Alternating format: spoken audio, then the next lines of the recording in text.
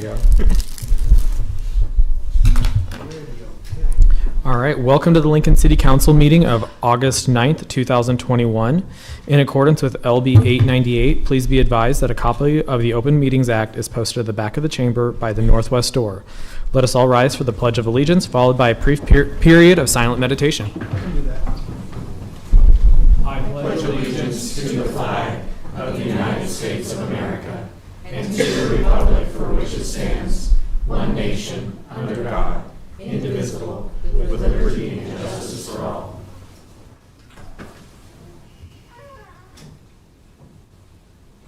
Oh, my gavel. Oh, that's fine. I think it's in front. Oh, well, I'll grab it.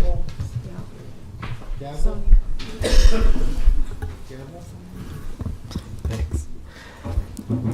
The order of business of the City Council is as follows. The clerk will call the items listed on the agenda. Under public hearing, anyone wishing to speak on an item should come forward after the clerk reads that item. The council shall require any member of the public desiring to address the council to identify themselves, the name of an organization, or group, including an address that you may be representing by such person or group unless the address requirement is waived to protect the security of the individual. The applicant may then make one short rebuttal. Each speaker should begin by stating their name, address, organization, or group, and whether you are speaking in favor or in opposition to the item.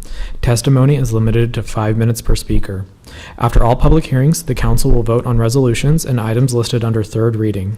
On the second and last Monday of the month, immediately prior to adjournment, anyone may speak on any issue not on the agenda for that date nor planned for a future agenda, and that is today. Will the clerk please call the first item of business? Our first item of business for our council meeting on Monday, August 9th is the Mayor's Award of Excellence. Good afternoon, Chairman Bowers and members of the council. It's such a pleasure to be here today with another Mayor's Award of Excellence. And today we are presenting an award to Sergeant Dustin Romshek. He is of the Lincoln Police Department's Operations Division. And he was nominated by his former captain, Benjamin Miller, in the categories of customer relations, productivity, and safety. And Miller made the nomination for Romshek's work as a criminal investigator in 2019 and 2020 on cases involving children who were missing or who were not under the care of a parent or guardian. And in late 2019, the City of Lincoln and the Lincoln Police Department identified a need for a coordinated effort to review cases involving these children, and Romshek volunteered to take the lead role. And he began this effort by reaching out to other local government agencies and nonprofit agencies who have expertise in helping children in these situations. And he then created and provided training to the entire police department on the best practices for helping the children and their families. And he also identified risk factors that police officers can look out for, factors that might indicate that a child is at risk for victimization. So almost immediately, the department started seeing the benefits of his work. Their tangible results included, there were quickly 6 solved cases, including 2 cases of sex trafficking. And most importantly, the children who were victims or at risk were placed into safer environments. So while taking on this additional workload, Romshek, and I want to point out that my notes say that he was a father of 3 at the time. He is now a father of 4. He took on other investigations, and he went back to school to obtain his bachelor's degree in a really short time frame. When he nominated him, Captain Miller wrote that, "In my 19 years with the Lincoln Police Department, I'm not sure I've ever seen such a focused effort to achieve such a lofty goal." Miller praised Romshek's leadership within the Criminal Investigations Unit and the LPD. He wrote that Romshek goes out of his way to teach the newer, younger police officers all aspects of criminal investigations, including proper procedures to investigate missing persons reports. And he said that Romshek engages residents and provides them with a positive police experience. So I hope you will please join me in congratulating Sergeant Romshek for his hard work and his commitment to the city of Lincoln. If you could come up and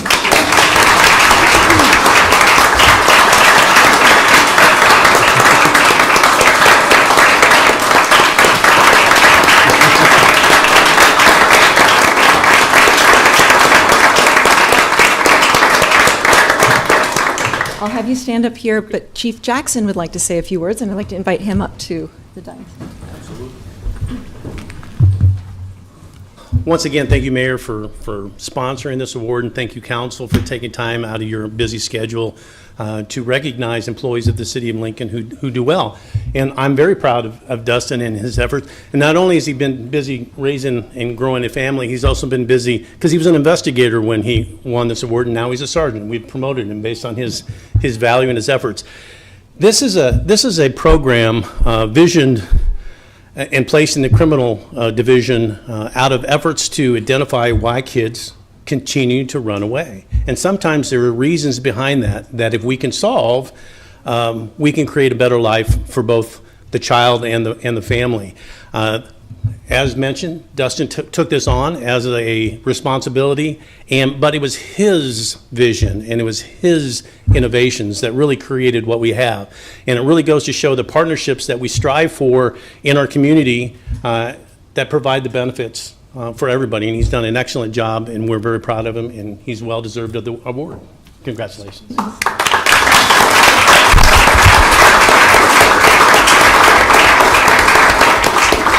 Would you like to say a few words and maybe introduce the beautiful family you have here with you today? Yeah.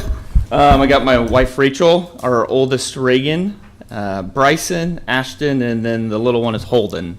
So we're a growing family. First of all, thank you, Mayor, for the award. Chief, thanks for the kind words. It's a privilege to serve the City of Lincoln and the citizens of Lincoln. And I couldn't have gotten this award without the help of the rest of the investigations unit, Captain Bucher, all the other investigators, and all the other officers that put in all the hard work on the streets. That's really the unsung heroes of this. So I appreciate all of it, and I appreciate all their hard work too. Thank you so much. Let's congratulate him one more time.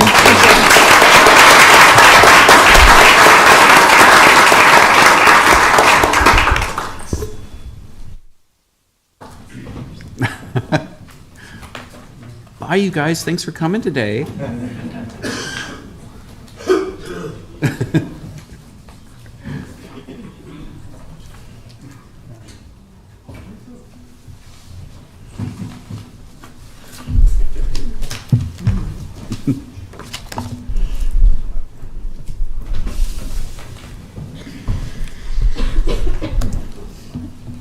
Next on our agenda is our consent agenda, sections 1 and 2.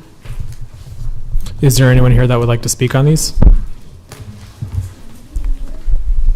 Good afternoon, Lynn Johnson with Lincoln Parks and Recreation. I'd like to speak on agenda item 1A this afternoon. And by way of background, by city ordinance, the Parks and Recreation Advisory Board has 2 student members who serve on that board. We're very pleased to have them as part of that board, and they provide valued advice and guidance from the perspective that they bring, and I would say unique perspective that they bring. We go through the process every year to identify either juniors or seniors who have an interest in serving on the board. The executive committee of the Parks and Recreation Advisory Board interviews those students. They have selected 2 students this year that I'll be introducing here in just a second. The first of those is Constance Hammer. Constance goes by Conley, and she is a senior at Lincoln High this year. And the second student is Alex Halverson. Alex is a junior at Lincoln Lutheran High School, and both of them are here this afternoon. I'd like to introduce them to you.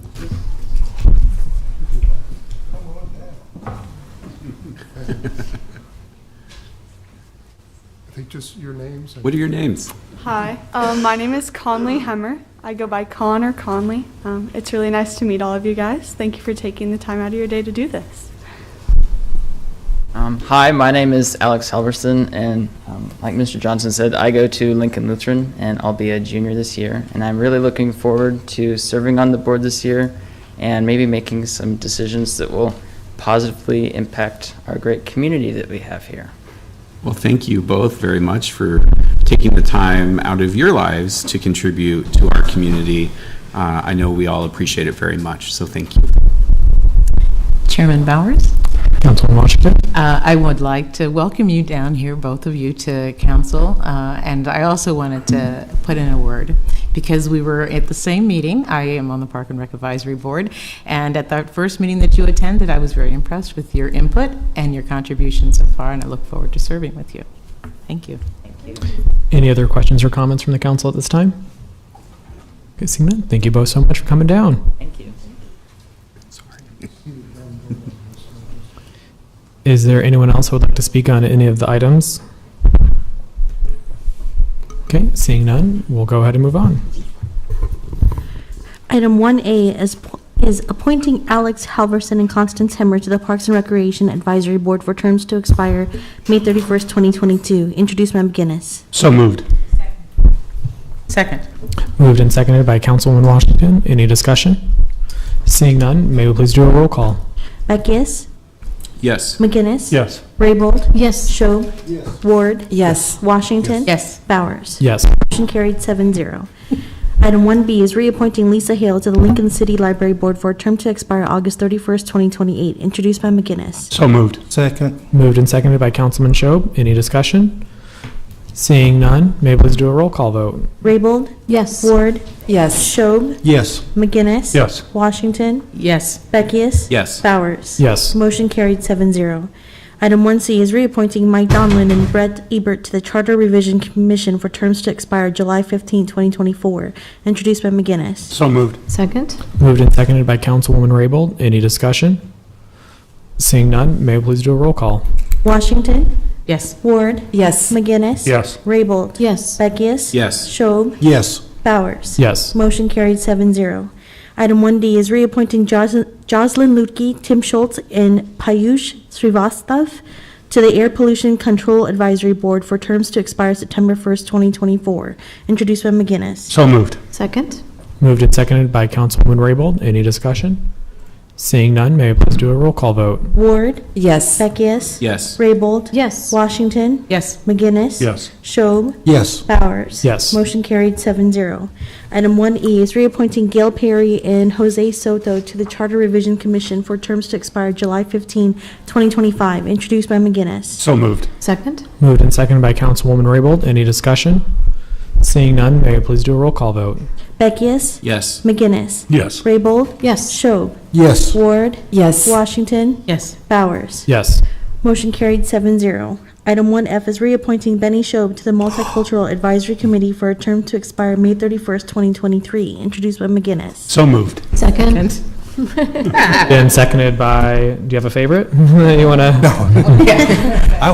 No. Let's do Councilwoman Washington. Any discussion?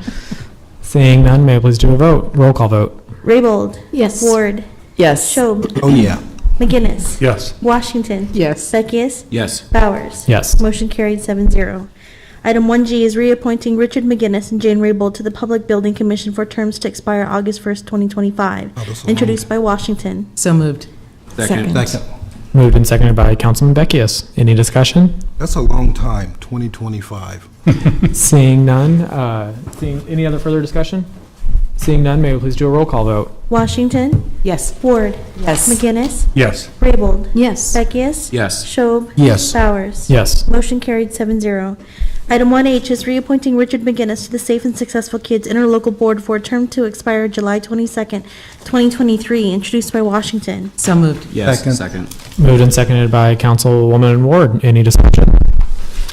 Seeing none, may we please do a roll call vote? Ward. Yes. Beckius. Yes. Raybold. Yes. Washington. Yes. McGinnis. Yes. Schob. Yes. Bowers. Yes. Motion carried 7-0. We move on to sections 2, petitions and communications. Items 2A through 2J. By Schob. So moved. Second. Moved and seconded by Councilman McGinnis. Any discussion? Seeing none, may we please do a roll call vote? Raybold. Yes. McGinnis. Yes. Schob. Yes. Ward. Yes. Washington. Yes. Bowers. Yes. Motion carried 6-0.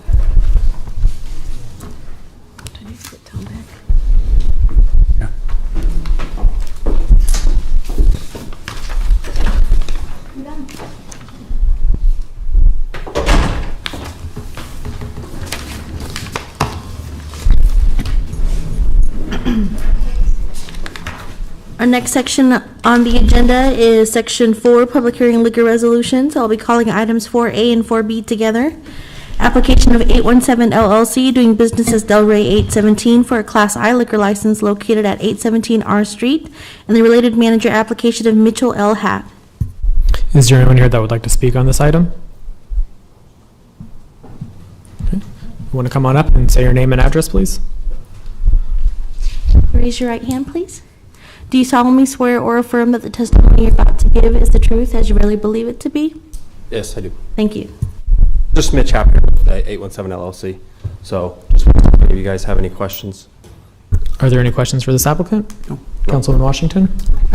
The application notes that neither you nor Michelle have taken the training, but it says one of you will. Have you made a decision who will take the training? Yes, I believe we have taken. But which one?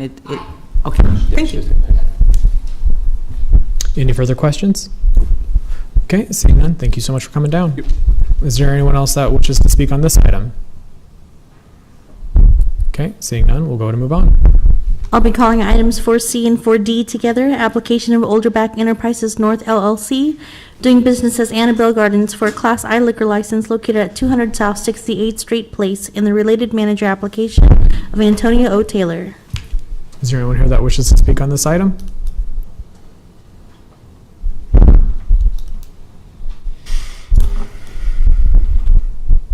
Please raise your right hand. Do you solemnly swear or affirm the testimony you're about to give is the truth as you really believe it to be? Yes. Thank you. My name is Mike Olderback. I'm the owner of Annabelle Gardens, or Olderback Enterprises North LLC. My address is 6720 Ann's Court, Lincoln, Nebraska. I'm here to answer any questions you may have. Antonio Taylor, 3144 Stefanos Drive, Lincoln, Nebraska. I'm the manager for Annabelle Gardens. Are there any questions for these applicants? No. Okay, seeing none. Thank you both so much for coming down. Thank you. Thank you. Anyone else that wishes to speak on this item? I have a question for our staff. Okay, Councilwoman Raybould has a question for staff. Who would you like to speak with? Our Sergeant at Arms. Investigator Parker.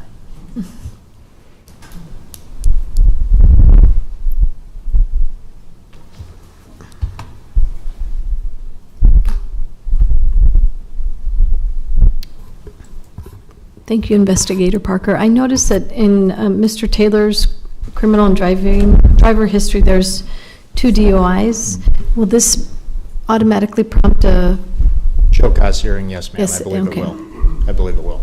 Okay. And Scott Parker, by the way, Lincoln Police Department, 575 South 10th Street. Okay, thank you. That was my question. Absolutely. Yeah. Any further questions or comments at this time? Thank you so much. Anyone else that wishes to speak on this item? Okay, seeing none, we'll go ahead and move on to the next item, please. Item 4E is application of Jaden Properties LLC, doing business as Rock and Joe Coffee, to temporarily expand their Class C liquor licenses for a special designated license to cover an indoor area measuring approximately 60 feet by 40 feet and an outdoor area measuring approximately 20 feet by 80 feet at 5025 Lindbergh Street on August 28, 2021, from 4 p.m. to 9 p.m. Is there anyone that wishes to speak on this item? Yes. That's fine. Hi, I'm Dennis Nienhauser, the owner of Rock and Joe Coffee, Whispering Winds Vineyards Tasting Room. And we're looking to get an SDL to have an event for the SMILE organization. I don't know if you're familiar with SMILE, stands for Seeking More Independent Life Experiences, and our mission is to provide mobility answers or resolutions for young kids with mobility issues. We tailor electric cars to fit the child's need, whatever their need may be. We tailor them to fit their needs. But we're also expanding our mission to not only include kids, but all people, even adults. If they have a mobility issue, then we look at what that issue is and try to come up with a solution for them to help them be mobile again. And the purpose of this is to raise awareness and to raise money for the organization. Any further questions for this applicant? No. I do have some flyers here if anybody's interested in looking and reading more about the event and the organization. Yeah, if you want to leave. Sure, absolutely. Thank you. Thank you. 7 of you. 7. There you are. You're welcome. Thank you very much. You're welcome. Dennis. Thank you. Thank you. Best of luck on your event. Is there anyone else that wishes to speak on this item? Okay, seeing none, we'll move on to the next item, please.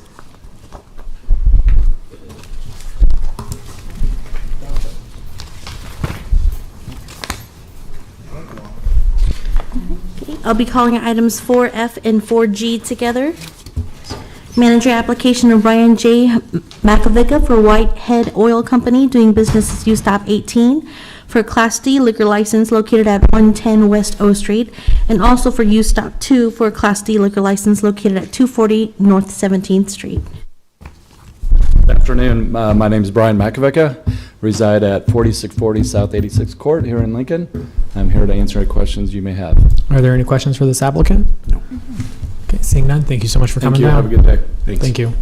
Is there anyone else that wishes to speak on this item? Come on up.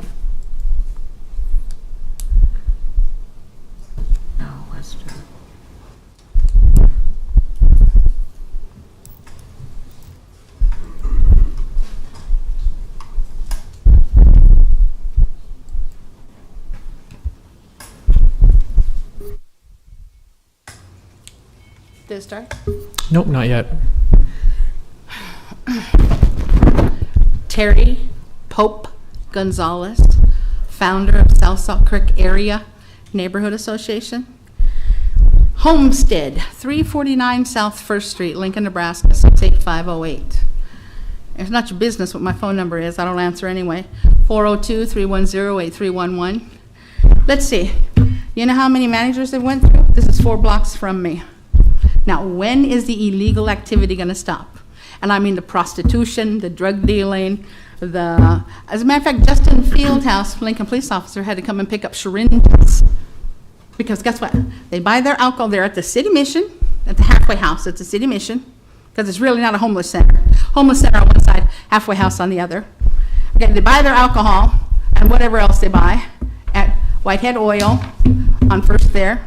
And then they come down my way. And then I got to put up with them. Now I'm sick and tired of putting up with them. So now, and it's probably not this one's fault. Okay, we've been through so many managers up there. Okay, when is somebody going to do something? I am a homeowner, not a squatter, not a drunk, not in I'm trying to be nice here, slumlord's house. Now what you've allowed to happen, and I'm trying to be nice to Jane Raybold, but what you've allowed to happen, okay? Jane Raybold, you've been on this city council how long? Okay. Because see, you did some voting in 2015 that you could have voted another way and you didn't. Now, and you know the Lincoln Police Department had to come and pick up used condoms. You know something? I wonder if they bought them at Whitehead Oil on O Street there, right? Now I'm sick and tired of it. Now let's see, what else? How much time I got? Got some more time, right? Because the buzzer hasn't happened, right? Let's see. Now my husband was born in Lincoln, Nebraska, 1953. My father-in-law graduated Lincoln High, 1942. My husband graduated Lincoln High, 1971. Now me, I didn't graduate from here. I graduated Denver, Colorado, and we don't act like this, okay?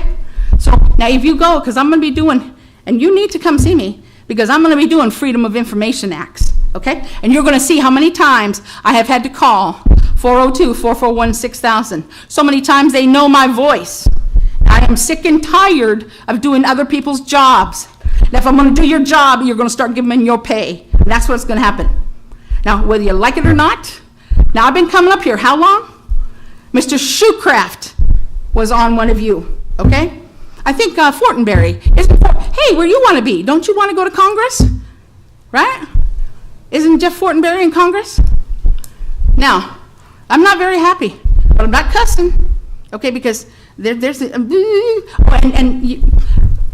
I deal with 2- and 3-year-olds, okay? Someone pointed at you with the tie. That was so nice that you think I would be a waitress. Really? You think I could be a waitress? No, I'm the one that comes in and tips you good so you don't spit in my food, okay? Now I'm old, and I'm sick and tired of what this group here allowed to happen to my property, okay? Whatever excuse you need to find, that's fine. Oh, and the dog's still alive. That's probably good for you, okay? But you understand, my vet charges $150 an hour, and the dog should have never got hurt. And I'm tired of the homeless. I'm tired of the halfway house. I think I got to get a hold of the Attorney General. If you say you're homeless and not a halfway house, I think there's a law against that.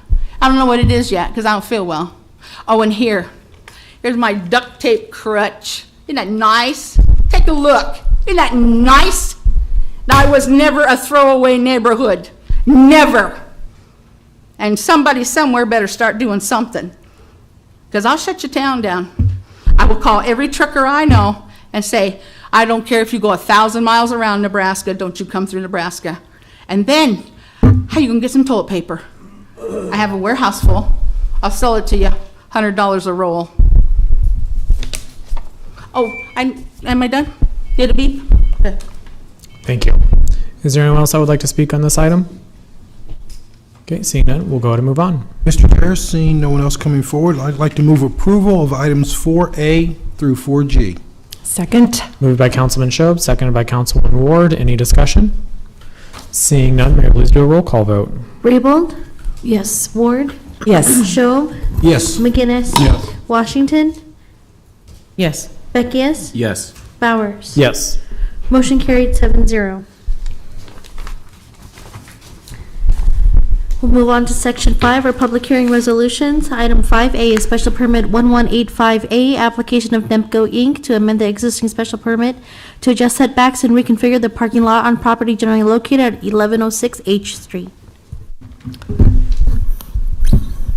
Good afternoon, members of the council. Danae Kalkowski appearing today on behalf of Nemco Inc.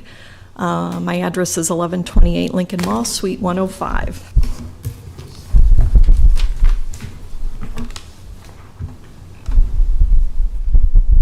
So we were just before you here within the last couple months with the redevelopment project on the north half of the block between 11th and 12th, just on the south side of Lincoln Mall. So the application in front of you today involves a special permit for the parking lot to the south of the building that's located in an R8 district, but has a special permit to allow parking to be utilized for the office building. The special permit was approved back in 1986 to allow a parking lot with 26 parking stalls there. Nemco desires to amend that special permit. They'd like to make some improvements to the parking lot and add some handicap parking stalls within the lot, which do not exist today, and bring it up to current parking lot standards.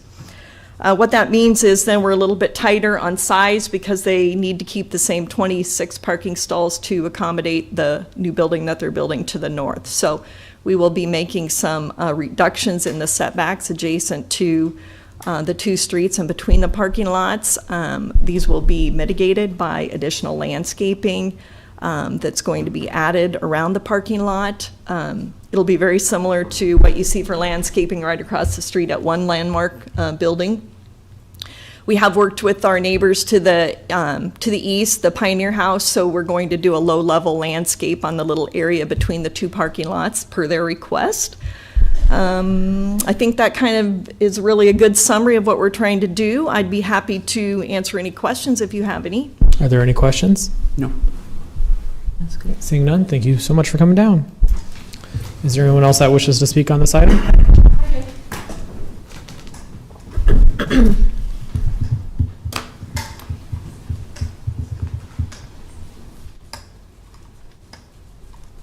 Can I say my name again? Yes, please, your name and your address. 349 South First Street, 50 feet of where Nemco purchased a ready-mix concrete. So I hate to call the lady a liar, but if you don't have any oversight and you don't go and check, you know what was in between us and ready-mix concrete for the longest time? A chain link fence, that's it. Now how come Nemco buys them to get them out of trouble? Because see, TCW Construction, Husker Ready Mix Concrete. Oh, that's right. How come they're still called TCW Construction? Oh, I know. Disadvantaged contractor. Because this town can't do anything without a disadvantaged contractor and TIF, right? So now, 1986. Let's go back to when it happened at my house, okay? Because see, I didn't get here till 1996. But if you go to the planning department, it shows 1949. Actually, it's before that because the Gonzaleses got there in 1881. So now, if you're gonna do their redevelopment at their place there, maybe they'd better start doing something over by my house, like getting gone, right? So let's see. Now, Nemco is called TCW Construction, even though Nemco bought them. Because Scott Delgado needs to be the what? Disadvantaged contractor, right? So Nemco can apply for TIF, right? Am I getting any of this correct? Now remember, I've been here since 1996. Now that little property, and you can go to planning, has been in Miriam L. Gonzalez and Ascension Penn Joe Gonzalez's name since 1949. And I have their original abstract in a safety deposit box. So now, now 1983 stuff happened, right? Hey, you know the dead judge, did we find out what she died from? Because I'll be checking into that, okay? See, the dead judge, what's her name? Lori Smith Camp, and her husband at the time, what's his name? John Camp. They wanted to put the People's City Mission back there. You know how Schwarzkopf happened? Got any idea? Way back when Dorothy and Ed Schwarzkopf gave it to the little kids of that neighborhood so they wouldn't have to play in the streets. Now, when I got here, open fields. Woody Brinkman owned it, open fields. But you know, the rich man, right? Phil Durst thought he was going to do something with it. And you know what? And the sad part is, out of all this, here's how it was billed. It's just going to be a temporary batch plant. Really? My very first written complaint is 1997 October. 11 pages, 300 pictures. And it's what's today? 2021? Count on your fingers. Is that temporary? No, it's not. Now, 11 of my neighbors are what? Up at Lancaster County or Lancaster Manor, because they've lost their minds because of the pollution. Not the pollution, the chemicals we were breathing. Now me, I'm born and raised Denver, Colorado. You know what we had around us? Rocky Mountain Arsenal, Martin Marietta, and Rocky Flats. But I have tumors in my feet. And Jane Raybold, you want to talk about me anymore?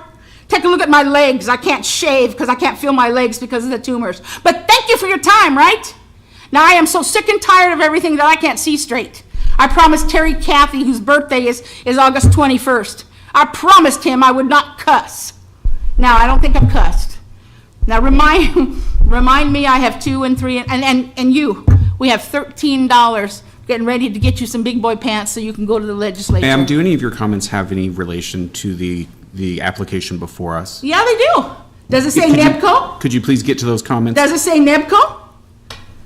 Does it say Nemco on it? All right. So now I'm up here for how many minutes? To talk about Nemco. Is that what it says? Nemco. And that's what I'm talking about, Nemco. Please get to it. All right. I got 5 minutes. I have 5 minutes to stand up here and talk about Nemco. Is that my beeper?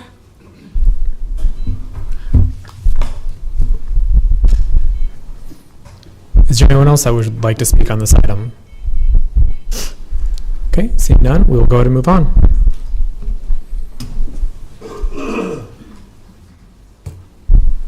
Calling item 5B, approval of amendment number 2 to the annexation agreement for Southwest Village Heights between the city and Southwest Folsom Development LLC to reflect changes in the responsibilities regarding the construction of Arterial Street impact fee facility improvements.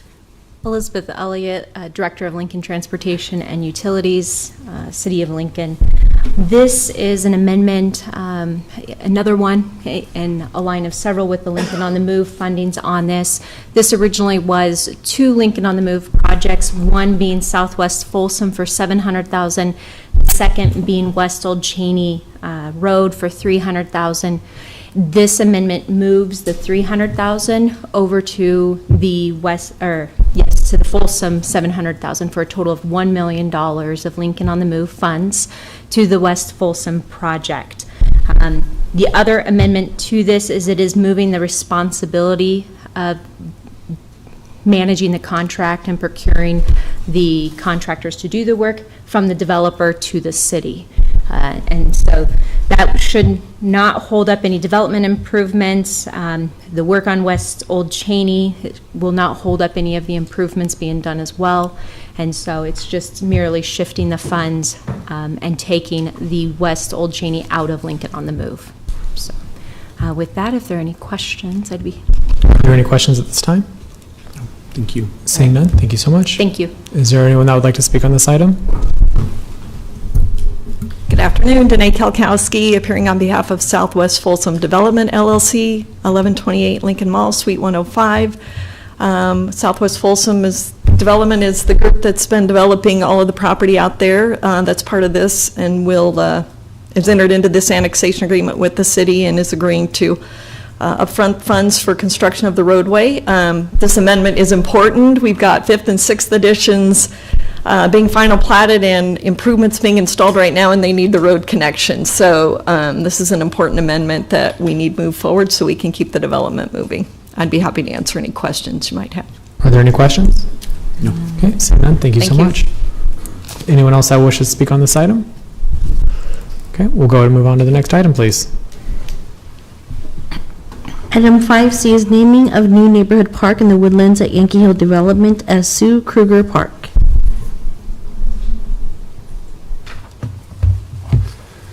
Good afternoon again. Lynn Johnson with Lincoln Parks and Recreation.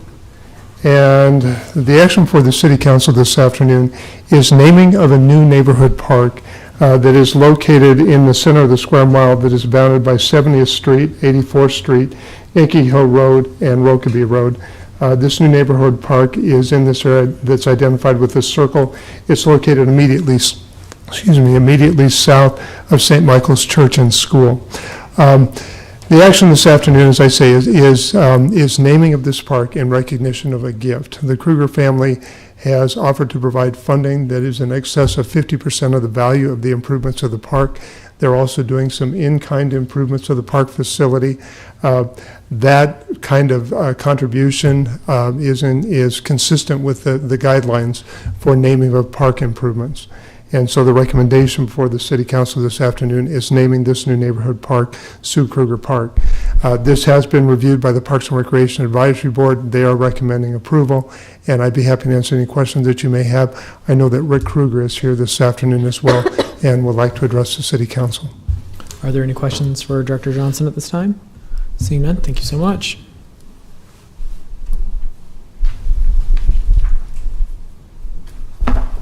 Good afternoon. My name is Rick Kruger, and I'm the firstborn son of Sue Kruger. Just to give you a couple little bits of biography. She was born May the 4th in 1935 and passed away on September 14th, 2018. She was born in Lincoln and lived here her whole life. She was the first child of John and Ruby MacArthur, and she was born in the Depression.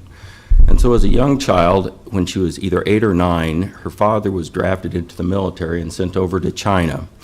So being the oldest there was 3 children at that time, so she didn't see her father for several years. And I think the Depression and that, kind of helped make her what she was, which was very wonderful. But one point I wanted to say, she was always worried about taking the trolley, because they lived in what we'd now call south of downtown. And she would take the trolley out to College View to go to elementary school, and she was always worried that she would lose her penny and they'd be putting her off there at Penny Bridge. For those of you who've been around Lincoln, you know where I'm talking about there. She was also quite, as she went through high school, she was quite a good classical pianist in high school, and really up until she got married. And she was really a great sight reader, which I can't sight read to save my soul. Married in 54, I came along in 55. She had her other children by 65. She was a grandmother at 40. I had a total of 9 grandchildren, 13 great-grandchildren. And one thing I wanted to talk about now going forward is that she was quite a business person. She managed the house, and then she sold drapery fabric out of my father's carpet store. And early on, this had been back in the 60s, she started playing around with a little bit of stocks, and she was very tight. Of course, MacArthur being Scotch, probably tells you all you need to know on that. In 1974, she bought a 5-acre parcel on the southeast corner of 56th and Calvert and developed 16 lots. And she had so much fun doing that she bought another one, which was further south of the street, and it's at Prescott, from 56 up to Prescott Place, because she wanted to be on the corner overlooking Holmes Park, and so that's what she did. She made that happen.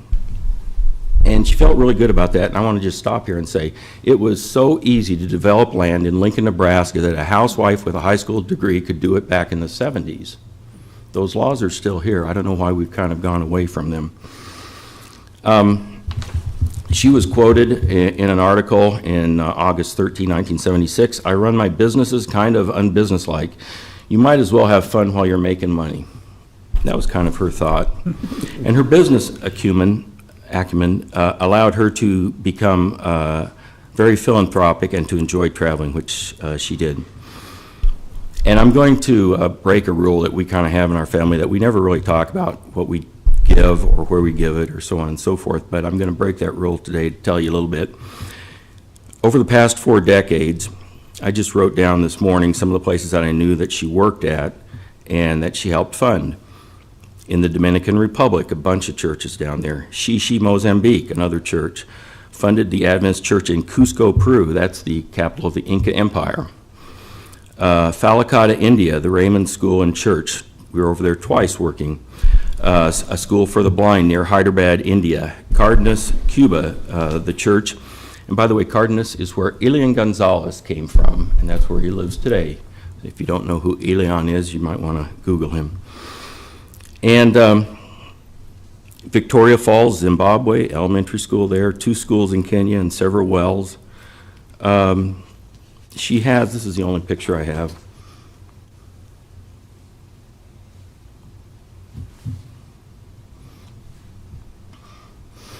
That's over in Kunti, India, and that services about 600 kids. And she was the major funder there. This is only the 2nd time we used our name. This park will be the 3rd time we've used our name. And finally, she was the lead funder for the Kruger Center at Union College, and she would let you know that was her money. That was very important to her, that she was known as a business person.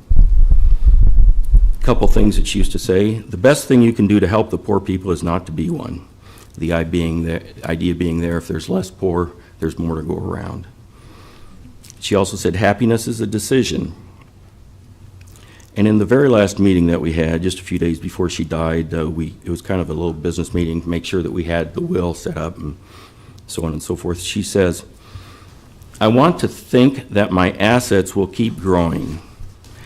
And that's why I think it is very appropriate that we fund these improvements above ground, so the people out there at that development and that whole section and other places, but this is primarily for small children, will be able to come and play on that playground equipment yet this year. That's what we wanted to do. So in her view, this would be a twofer because you're getting naming rights, plus you're getting the job done. And so with that, I wanted to take just a few minutes and remember her. So thank you. Thank you. Much. Yeah. Seems like a nice tribute to you. Mm-hmm. Is there anyone else that would like to speak on this matter? Okay, seeing none, we'll go to move on to the next item, please. I'll be calling item 5D, 2021-2022, Downtown Lincoln Association Maintenance and Management BID Budgets and Program of Work. Good afternoon. Todd Ogden. I'm President and CEO of the Downtown Lincoln Association, 206 South 13th Street. Here today, we have our next proposed budget that all of you have seen. This is a proposed 2% budget increase. We did propose a flat budget last fiscal year, so this would get us back on track to a 2%. Typical annual increase is what we typically have to keep up with cost of living and things like that. So we did feel like we were ready, especially on the maintenance side, to keep up, especially to keep up with maintenance staffing, supplies and things like that, to keep moving and keep downtown clean and safe and vibrant. And yeah, looking forward to continuing our work with the city and the property owners to maintain downtown as a safe and vibrant atmosphere. So this does include both the maintenance and the management budgets, and also there is a CSM line item on there as well that shows the work we do for the CSM matrix for the city as well. So I'd like to open it up for any questions that any of you may have regarding our Downtown Lincoln 2021-22 fiscal year budget. Are there any questions? Councilwoman Ward? Thanks, Mr. Chair, and thank you, Todd, for being here again this year. And I want to thank you for not taking the 2% increase last year during the COVID time. We appreciate that as we were facing our own challenges. So I know that Councilman McGinnis and I had the pleasure of serving on your board. And so we were there during that time and appreciate that. I wonder if you could talk just a little bit, it is not a budget item of yours, but we briefly had our own budget discussion prior to our directors meeting today, and I have talked to my colleagues some about what the city is doing with Centerpoint and what DLA does with Centerpoint. Would you mind just talking about the contract that we're going to have with you as we move forward? Yeah, so over the last 4 or 5 years, we have contracted with Centerpoint that our business improvement district approved at that time. And what that entails is a contract with Centerpoint to help provide a part, or at least half time of one of their employees to provide outreach for downtown Lincoln through homeless outreach. And not just homeless outreach, there's loitering outreach, there's panhandling homeless, and that's one thing we want to make clear, that those are all very different issues and require very different responses. And, you know, they work closely with the police department, as does our maintenance crew and management crew. So we found that very beneficial. And so we do earmark $20,000 in the budget that you can see. So there are line items where you see under homeless awareness, and that is for our contract with Centerpoint. So that does provide us with half the time. We have been involved, obviously, during the pandemic and throughout to see how things are adjusting. And we have found that, you know, if there are upticks as far as, again, either homeless loitering, panhandling, anything like that, we've found it very beneficial to have more of that outreach, and would find it extremely beneficial to have a full-time person in that area, or maybe a full-time and a half or 2 full-time, as much attention as we can get to help work with the businesses. And that's primarily what Centerpoint does.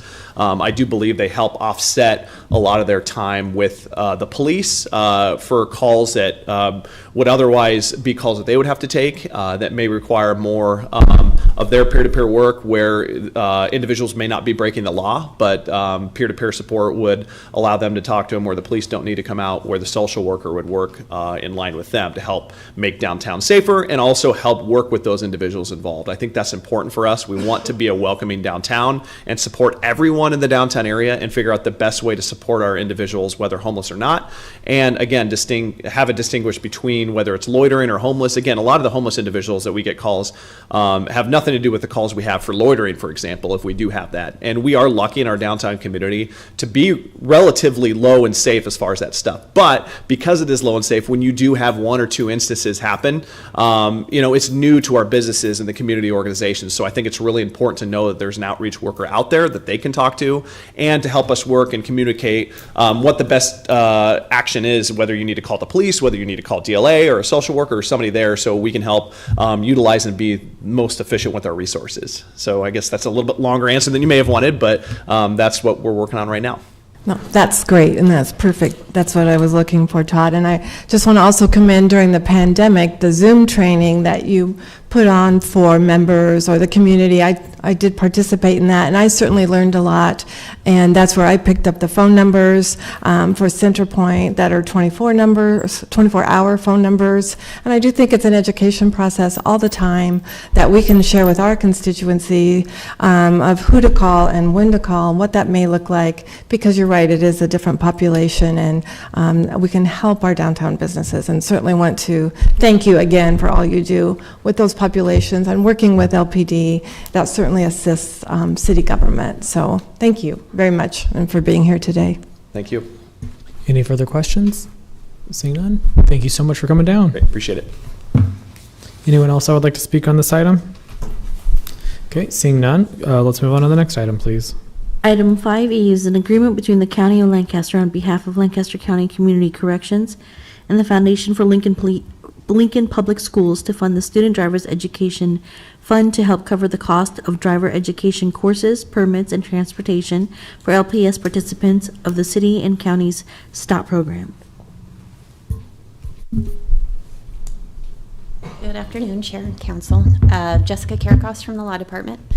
This agreement is another component that's needed to complete the goals of the interlocal agreement that we entered into with the county to start a driver's education fund with the funds that come in through our driver safety training program, the STOP program. This is the managing the funds that go to Lincoln Public Schools for their portion of the driver safety or driver's education program. So they've established it as a pass-through fund, and they've established how the driver safety or the driver's education programs will then submit requests to them for funding. Are there any questions at this time? Okay, seeing none, thank you so much for coming down. Is there anyone else that wishes to speak on this item? Okay, seeing none, we'll go ahead and move on to the voting session. Item 5A, Special Permit 1185A, application of Nemco Inc. to amend the existing special permit to adjust setbacks and reconfigure the parking lot on the property generally located at 1106 H Street, introduced by McGinnis. So moved. Second. Moved and seconded by Councilwoman Raybold. Any discussion? Seeing none, may we please do a roll call vote? Raybold? Yes. Ward? Yes. Schob? Yes. McGinnis? Yes. Washington? Yes. Beckius? Yes. Bowers? Yes. Motion carried 7-0.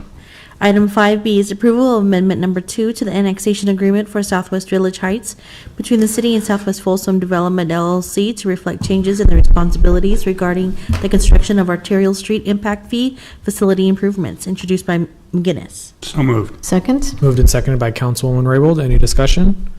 Seeing none, may we please do a roll call vote? Washington? Yes. Ward? Yes. McGinnis? Yes. Raybold? Yes. Beckius? Yes. Schob? Yes. Bowers? Yes. Motion carried 7-0. Item 5C is naming of new neighborhood park in the Woodlands at Yankee Hill Development as Sue Kruger Park, introduced by McGinnis. So moved, proudly. Moved and seconded by Councilwoman Washington. Pardon me for speaking over you. Any discussion? Good thing.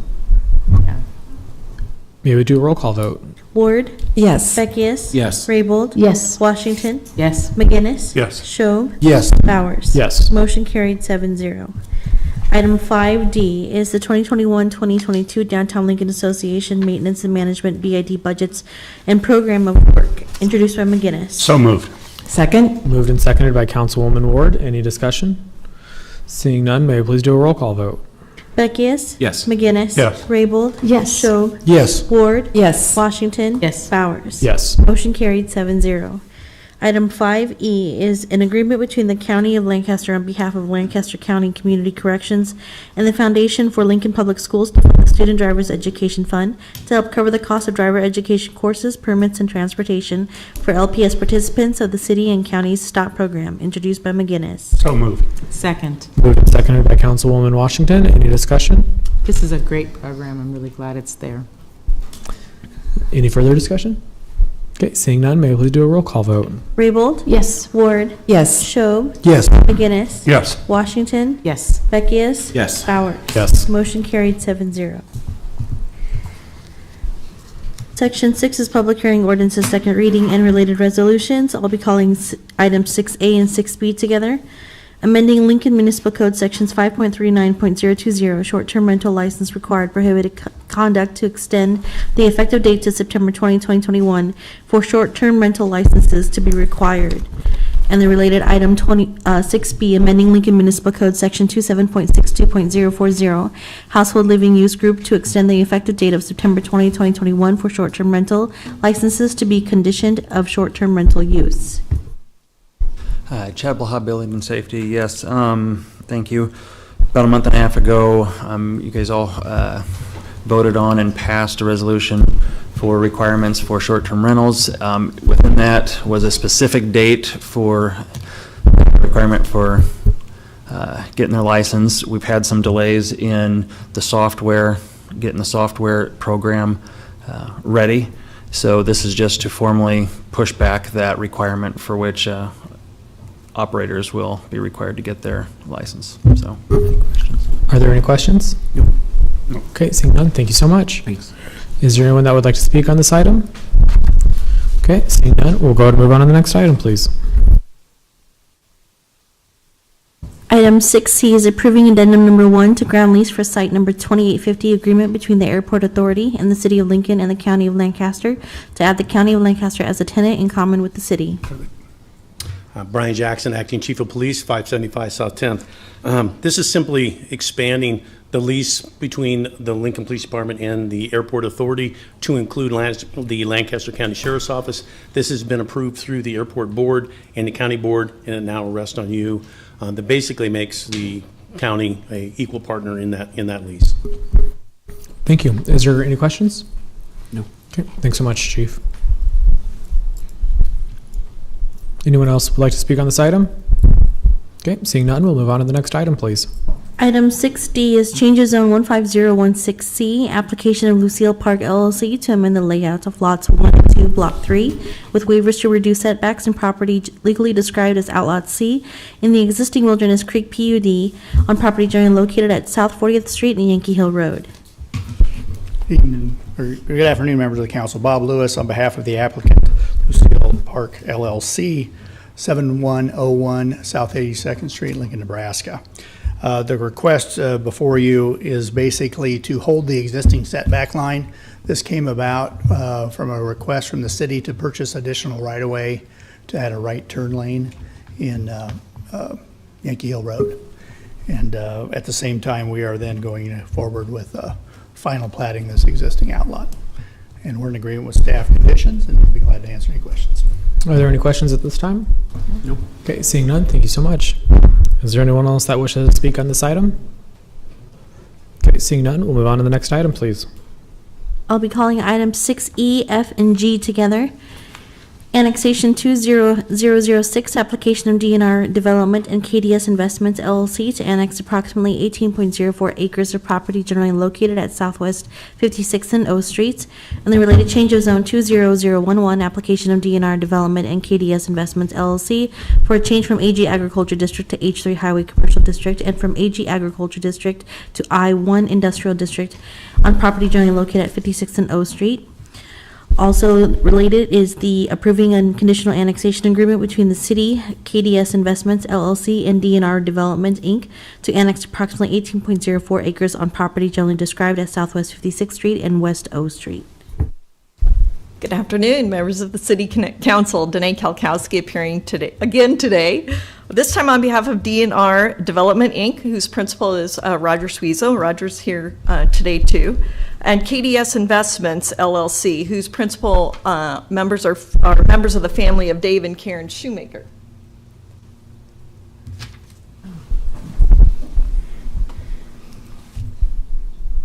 The property involved in these applications today is about 153 acres. It's located south of West O Street.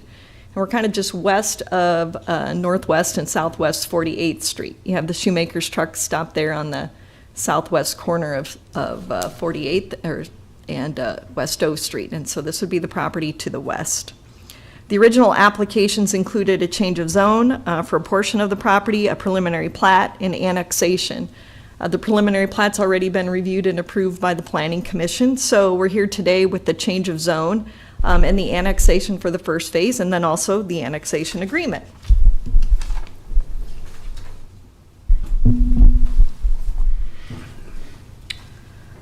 So the change of zone involves just a portion of the property. All of the property to the west is already zoned with H3 zoning along O Street and then I1 zoning to the south. This is where the future Southwest 56th Street is going to be, and the first phase of probably final platting and development is going to be centered right around that intersection. All the property here to the east is AG, so the change of zone involves changing the property right along O Street to H3, and then the property further to the south to I1.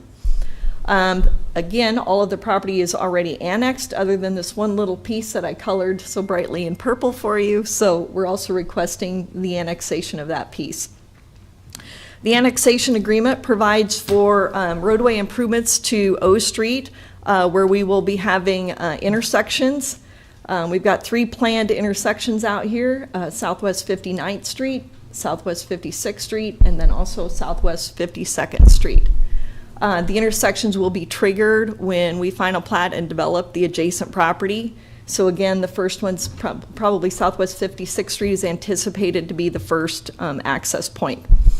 We have agreement with the city to construct those improvements. When we come in with the development, they would be reimbursed by the directed impact fees that are collected from the actual development of this property. There is, at some point in the future, potentially a traffic signal to be warranted at Southwest 56th Street. So the annexation agreement also involves a contribution by these property owners toward the cost of a potential future signal out in this location. I think that's kind of a summary of what we're asking for. I'd be happy to answer any questions you might have. This will, I think, be a great development, add a little additional I-1 and H3 zoning out in this area. So there's been some interest, but I think we needed to be a little bit further along in the planning process for the users. Any further questions from the council? Councilman Shob? Thank you, Mr. Chair. Ms. Kukowski, thank you for coming forward. Help me remember what the H1. H3 is like a highway commercial, so allows a lot of the commercial district, usually pretty intense uses because you're right along West O Street and the highway. Okay, thank you. So it allow retail.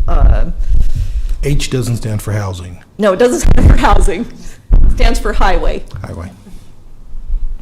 Councilwoman Washington. Thank you, Mr. Chair. Good afternoon, Ms. Kukowski. I have a question about the area in purple. Okay. So the area that is to be annexed in and then subsequently zoned I. Can you tell me a little, because there's quite a lot of floodplain in that area. Could you tell me a little bit about the developer's interest in what happens there? And then how do we protect the floodplain with an I zoning right there? Okay, well, I can talk to you a little bit about what they're doing to protect, and if Roger wants to come forward, he can talk specifically about the use. But you're right, we've got a lot of floodplain kind of down in this area, and it meanders. By working on the properties together, it gives them an opportunity to do their grading plan together, and so they are able to probably bring a little bit out of the floodplain, but also protect the floodplain in other areas. All that was reviewed as part of the grading and drainage plan out here. There was a wetlands delineation done. We had the grading and drainage plans all reviewed and approved, and any changes requested by city as conditions of approval we agreed to. So I think there will be the standard protections for property that is in or coming out of the floodplain. I don't know what specific use. Roger, do you want to talk to the specific use of that piece? We don't have a user right now, so, but I think there was enough of it out that it would be a usable piece of property at the end of that cul-de-sac. Okay, thank you very much. Any further questions? Seeing none, thank you so much. Is there anyone else that would like to speak on this item? Okay, seeing none, we'll go ahead and move on to the next item, please.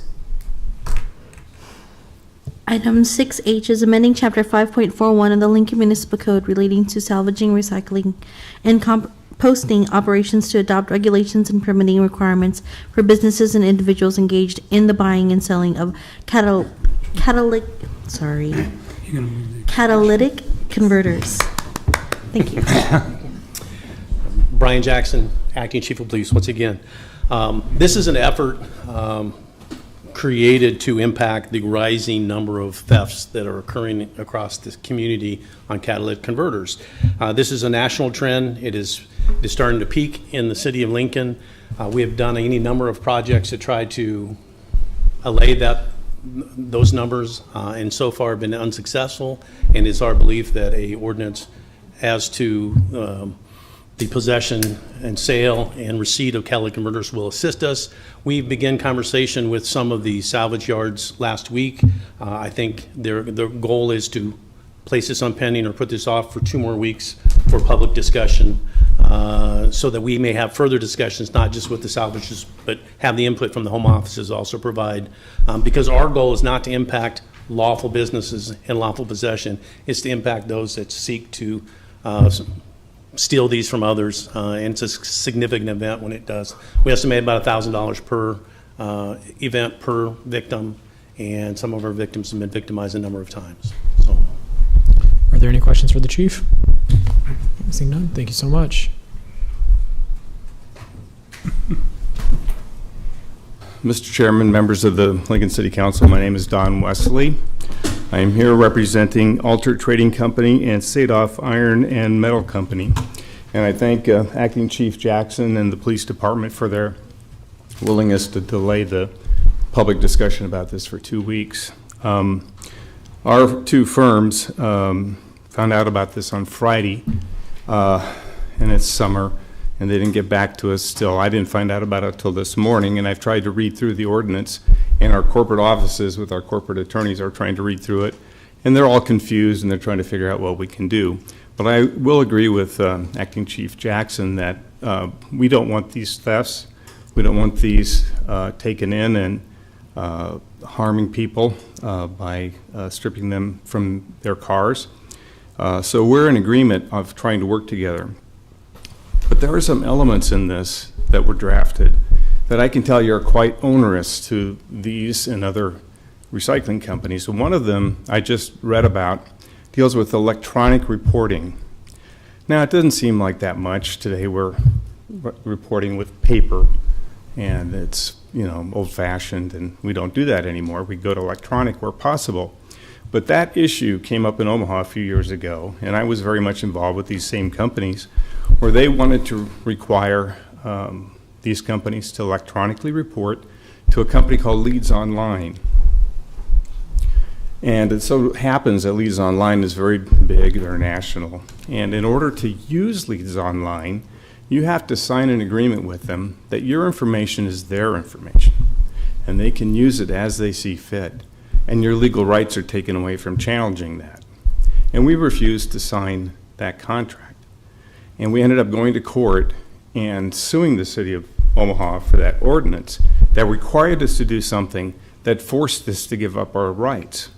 And we won. And that provision was held up and not enforced. And now we don't have that anymore up in Omaha.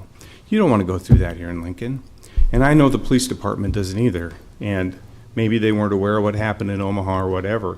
But a discussion with people affected by a proposal is always helpful. And maybe we'll agree, maybe we'll disagree, but avoiding a conflict that goes to court is something we should all want to achieve. And so there are other provisions as well, but I wanted to share that as an example of why we have concerns and appreciate the 2-week delay. Thank you. Are there any questions? Okay, thank you so much. Is there anyone else that wishes to speak on this item? Okay, seeing none. Mr. Chair, thank you, Mr. Chair. I would move we delay with continued public hearing this item until August 23rd, 2021. Second. Moved and seconded by Councilman McGinnis. Any discussion? Seeing none, may we please do a roll call vote? Beckius? Yes. McGinnis? Yes. Raybold? Yes. Schob? Yes. Ward? Yes. Washington? Yes. Bowers? Yes. Motion carried 7-0. Okay, item 6I is amending Lincoln Municipal Code sections 14.50.030, licensees and sections 14.50.040, application for permit, context to remove the sale of alcohol conditions for sidewalk cafes. Thank you for your attention today regarding sidewalk cafes and the interest in looking at ways to make our city more vibrant, strengthen our economy, make our streets safer, and allow businesses to continue to grow in a pandemic. Business leaders, community leaders, and young professionals have been reaching out for years seeking to expand an opportunity that is currently available to only some of Lincoln's establishments. Currently, an establishment is able to apply for a sidewalk cafe permit if 60% of their sales revenue comes from food. This allows businesses to utilize public spaces such as sidewalks after meeting certain requirements. Applying for this permit follows a process that keeps our city safe and establishments accountable. This process includes an application that includes owners, hours, days of operation, how the extended premises will be, a plan for supervision and maintenance, description or photo of the street and furniture, the maximum number of patrons to be accommodated, 6 copies of a drawing of the surface with where the location is at, a description of any food or drink that will be offered, and a statement that the applicant will hold harmless the city of Lincoln. Applications are then reviewed through the Sidewalk Cafe Review Committee, consisting of representatives from the Health Department, Planning Department, Department of Transportation Utilities, Police Department, Urban Development, and the Fire Prevention Bureau, and the Urban Design Committee for recommendation. Generally speaking, what this proposal seeks to do is to extend out the mayor's executive order and remove food sales as a requirement for a sidewalk cafe. All other regulations to protect our community will remain in place. The application, the review, and the agreement that establishments will hold the city harmless. The mayor signed an executive order for dine out in response to the pandemic, and we are seeking to extend this opportunity for others in our city. We must act now in order to avoid missing the end of the mayor's executive order, which will end at the end of this month. Today we will hear public comment from our community about how this will impact their business, enhance the feel and culture of our city, and help improve our efforts to retain young professionals in the city of Lincoln. We'll go ahead and open up a public hearing for that, and I would ask for someone to, or I guess Johansi, do you have something you want to say? Yep. Thank you. Johansi Christie, City Attorney, 555 South 10th. We have a related item that is on for first reading that is related, and it is 9I, which deals with 8I? Do you need a motion to bring that forward too? Correct. Mr. Chair, I make a motion we bring item number 8I to this public hearing. Second. Moved, introduced by Councilman Shope, seconded by Councilwoman Raybold. Any discussion? Yes. Just as I know that, I think we're all talking about exactly the same thing, but electronically what's posted is 9I, and what we're holding in our hands is 8I. And so I just want to recognize that there's a discrepancy in the records, and so it's the same thing, but it's just noted in 2 different ways. Thank you, Councilwoman. So do I need to fix mine? I don't know which one gets fixed. It's 8I. 8I gets changed to 9I, or 9I gets changed to 8I? Well, she said the paper versus the online version, so that's... What's posted online is 9I. That's just for the clerk, so that at some point we can get it rectified. I'll make a note to fix that. The correct item should be item 8I on the current agenda. So if I said item 21-98, yes, that would fix the problem, right? Any further discussion? Okay, I would ask then for a roll call vote on the motion to have the public hearing now. Washington? Yes. Ward? Yes. McGinnis? Yes. Raybold? Yes. Beckius? Yes. Show? Yes. Bowers? Yes. Motion carried 7-0.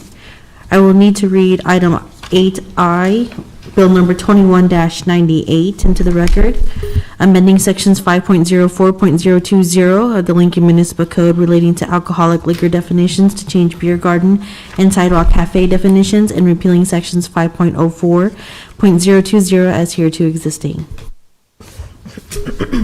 All right, who's up first? If you just please state your name and your address. I'm Scott Hatfield. I own Duffy's Tavern and some associated real estate downtown, 1412 O Street. Thank you for your time today, Councilman. I'm asking the City Council to approve this simple ordinance change, which would allow businesses in Lincoln to occupy the sidewalk or a little part of the sidewalk under the current regulations that we already have. As it stands right now, City Code requires that we have no more than 40% of our sales come from alcohol. That's not audited, it's not monitored, but it is a prohibition. It does prohibit a lot of us who own bars from even applying for the outdoor dining possibilities. By changing this ordinance, businesses throughout downtown, I think, will be treated more equitably. Hopefully, this will remove some of the barriers which exist in Lincoln. And then I think really the prime goal of this ordinance is to make downtown Lincoln and all of Lincoln a more vibrant place. and a more walkable place. For a long time, I think we focused a lot of our resources on the Haymarket, and it's kind of left the area at 14th and O behind. And we're hoping that, we're not asking for money, but we're hoping that this ordinance and this ordinance change will allow us to do business in a more open way and will enable us to continue to ensure that vibrancy exists downtown and to enhance the vibrancy and make downtown Lincoln more walkable. So that's it. I'm hopeful that you'll support this change. Are there any questions for Mr. Hatfield? No. Okay, seeing none. Thank you. Thank you so much for coming down.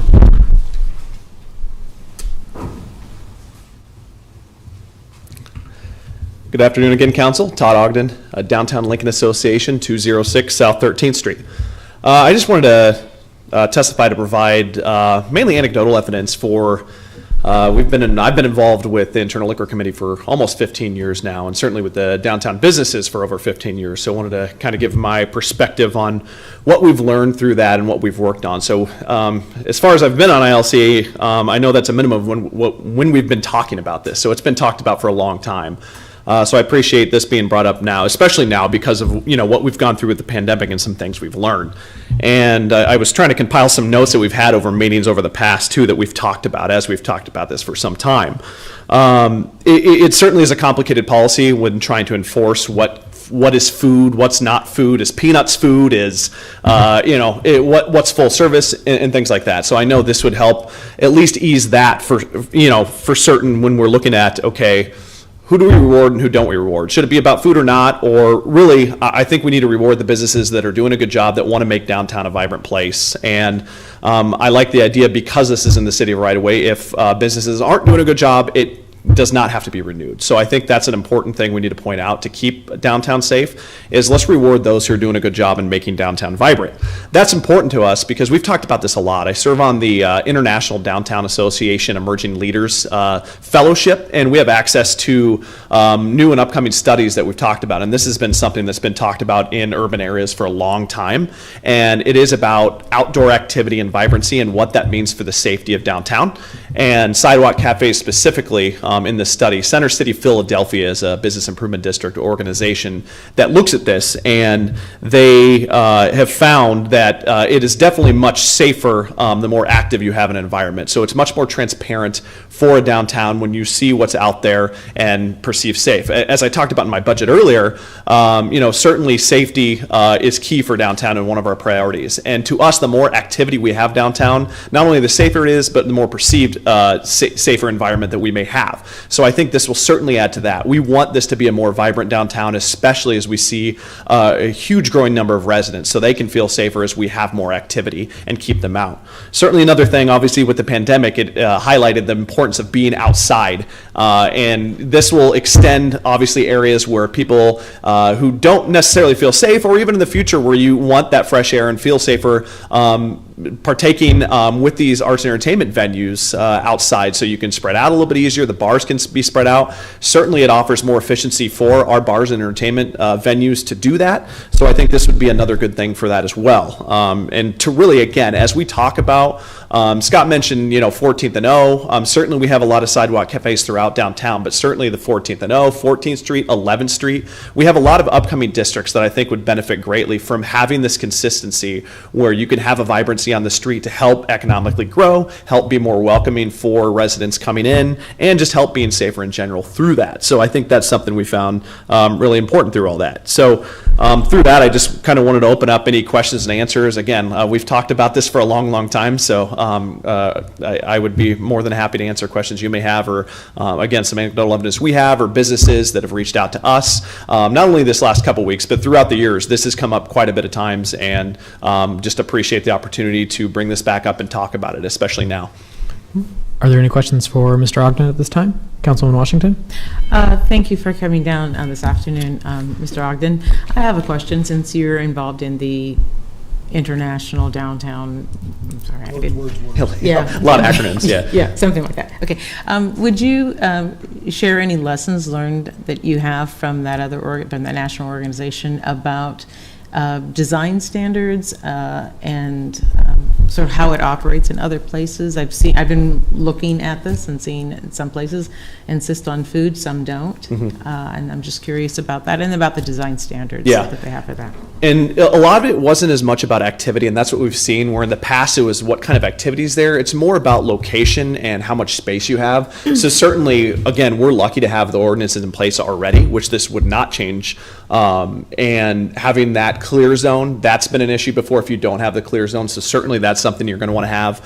A lot of other communities, we're a little unique where you see a lot of other communities actually have it on the other side of the sidewalk. So you'd walk and have servers walk across the sidewalk where this wouldn't be. So that's been talked about, but they haven't had a lot of issues there. Again, it's mostly about transparency and be able to know who shouldn't have a sidewalk cafe. And again, it should be based on businesses that are operating and doing a good job, and also having that control if they're not, because we don't want a problem child business to come in and not monitor what's going on and not operate it, have a nice operation that looks good outside. So I really like the enforcements we have in place now, because this is city right of way. So keeping control of that's important.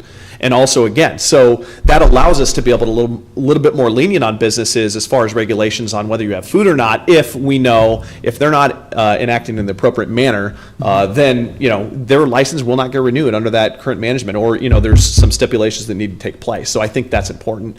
Again, we have a lot of businesses that operate in a really transparent and active way. As we talk about music district, for example, as we have 14th and Oa, that's been talked about already.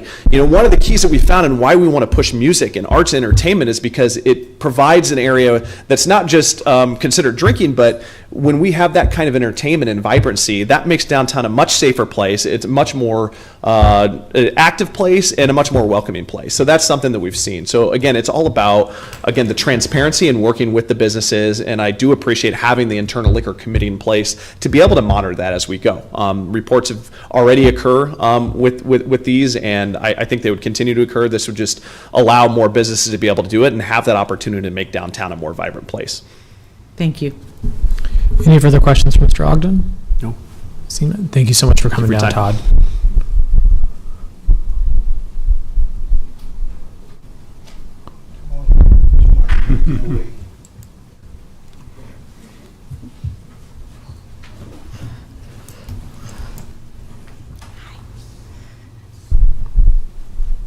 Hi, Chair, Council members. My name is Kayla Meyer, 1128 Lincoln Mall, Suite 100. I'm currently the coordinator of Lincoln's Young Professionals Group and speaking on behalf of that organization today. Just for your reference, Lincoln YPG is a group of over 2,000 young business leaders working and living primarily in Lincoln and Lancaster County. What I'd like to convey to you all today is that Lincoln YPG's Executive Council has decided to unanimously support Councilman Bauer's policy regarding sidewalk cafes. As an organization focused on making Lincoln and Nebraska the best place for young professionals, we believe this is a move forward for our city. One of our core public policy interests is entertainment and recreation. As we know, our generation of workers value a well-rounded lifestyle. The ability of a community to offer an energetic and vibrant environment is so important to attraction and retainment. YPG supports public policy positions that would enhance entertainment and recreation opportunities in Lincoln, and we think this policy does exactly that. Young people are looking for a dynamic environment, entertainment, recreation opportunities. Sidewalk cafes are that in a whole. For many of those in our community, patio happy hours are a part of our wonderful culture that Lincoln provides. Enhancing this only strengthens our community and helps Lincoln become a desirable city for our young people we're trying to recruit and keep here. The requirement was waived during the mayor's executive orders relating to the pandemic, and as we see those COVID numbers rise again, we can't help but think that this, especially in our age demographic, is a perfect time to keep that going and make that change permanent. I'm happy to answer any questions you guys may have, and thank you all for your time. Are there any questions? Okay, seeing none, thank you so much for coming down. Thank you.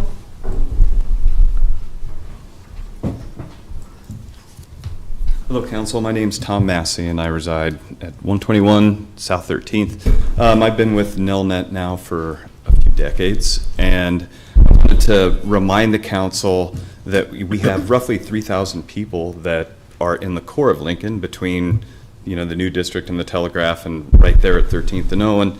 And this got my attention, and in turn it got Nelnet's attention, in that we really need methods and ways to keep the very core of the city vibrant and fun. Not necessarily for people as old as me, but for the type of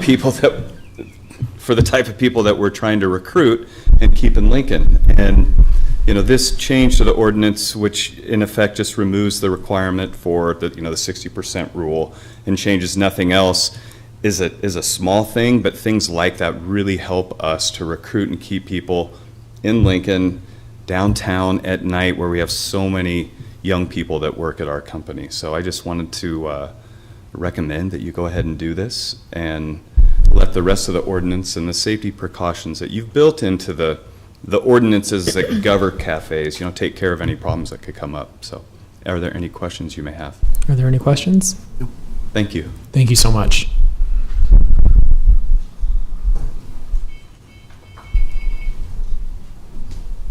Hi, my name is Tim Olerking. I'm the co-owner of Pour Craft Beer and Spirits on 4400 South 70th, Suite 100. We are not downtown. However, I'm here to express my hope that you vote for the changes in this ordinance.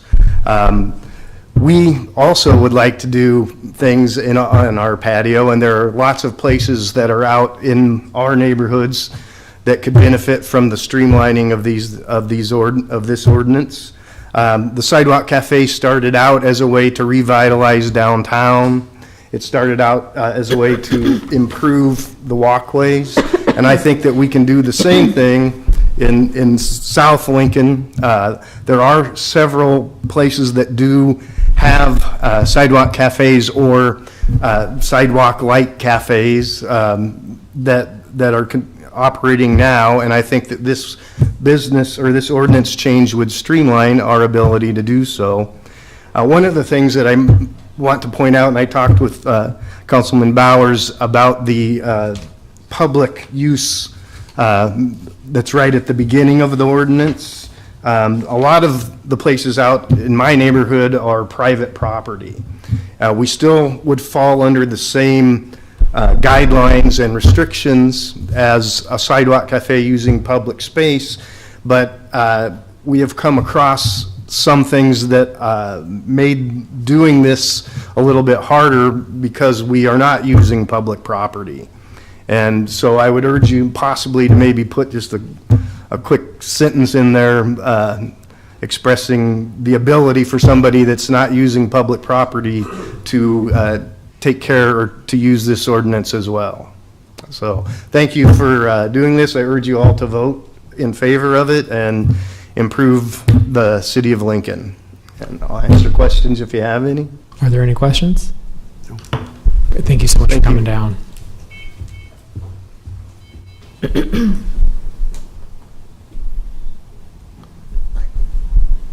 Hello, my name's Dale Galusha. My wife and I reside at 1300 G Street. We moved downtown, empty nesters, and moved many years ago. We are both retired and have been for several years, and prior to the pandemic, did a lot of traveling. And I'm sure all of you have too. And one thing that we've always noticed when we travel is that it seems to be a lot more liberal patio dining, patio environments in other cities. That said, we just took a quick trip to Denver and also to Fort Collins. And if any of you have been to Fort Collins, it's night and day. And I think our city's really missing this big time. I think tourism expects it. I think they come to town, and I love Lincoln. The downtown's clean as a whistle. We're not full of graffiti and all of the negative things that go along with larger downtowns, but it still seems like our downtown is from a patio point of view, is just minimal. I concur with what the last gentleman said. This should be applied to all areas. One thing that sticks in my mind is like the brewery, White Elm. They're in a commercial area, excuse me, not residential, but a commercial area, and they could very easily have an outdoor patio in their 2 or 3 parking spots right out in front of their space.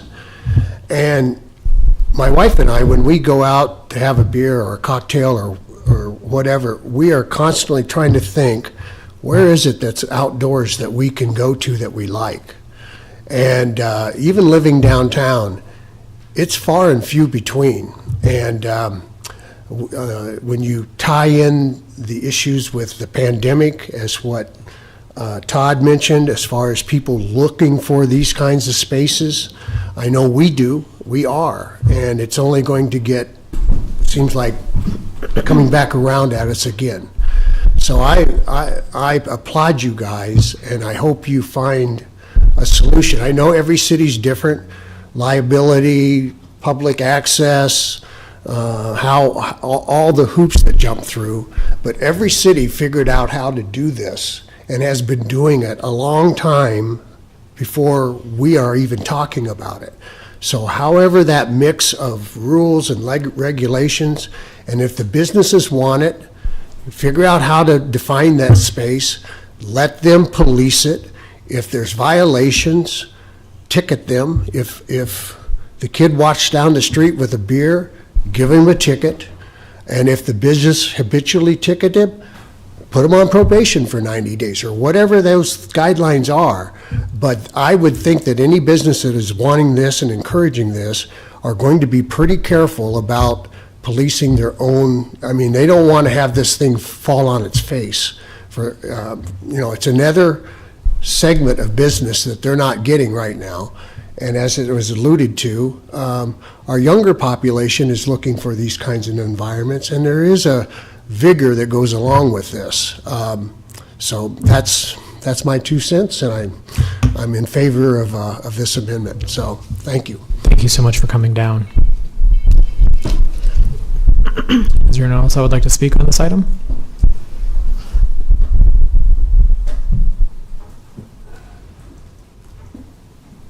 Good afternoon. Roy Helm, 2750 South 13th Street, which I understand is Oto and Ponca land. I can imagine that there will be prohibitioners that would be very much opposed to this. And I mean, I remember when I first moved to Lincoln, we still didn't have liquor by the drink on Sundays. So I think the city has come a long way, but I think this is really important, and I think we should move forward with this. I would like to think that the businesses that will take advantage of this opportunity will be responsible and will be watching out for any patrons that might try to violate any of the liquor laws or try to sneak a beer out to somebody on the street, which could be problematic, but it doesn't concern me as much. And because I've long felt that one of the things that Lincoln is lacking are neighborhood bars and establishments. And we're missing out on a neighborhood culture of a place to gather and meet with your neighbors and get to know your neighbors. And I think this is a chance for an opportunity, especially in the downtown area. But as previous people have spoken to, it needs to be expanded to locations that are also on private property. I mean, I have a soft spot in my heart for the White Elm Brewery, and often wonder how much nicer it would be if they did have a space outside. Although it'd be out in the sun, this might not be the best day to be sitting outside anyway. But I hope you will consider this and consider some additional language, and I appreciate those who have spoken before me who are likely much more informed, and I hope we can all take advantage of this opportunity to expand the community and the neighborhood outreach and getting to know your neighbors in Lincoln, Nebraska. Thank you. Thank you. Thank you so much. Is there anyone else that would like to speak on this item?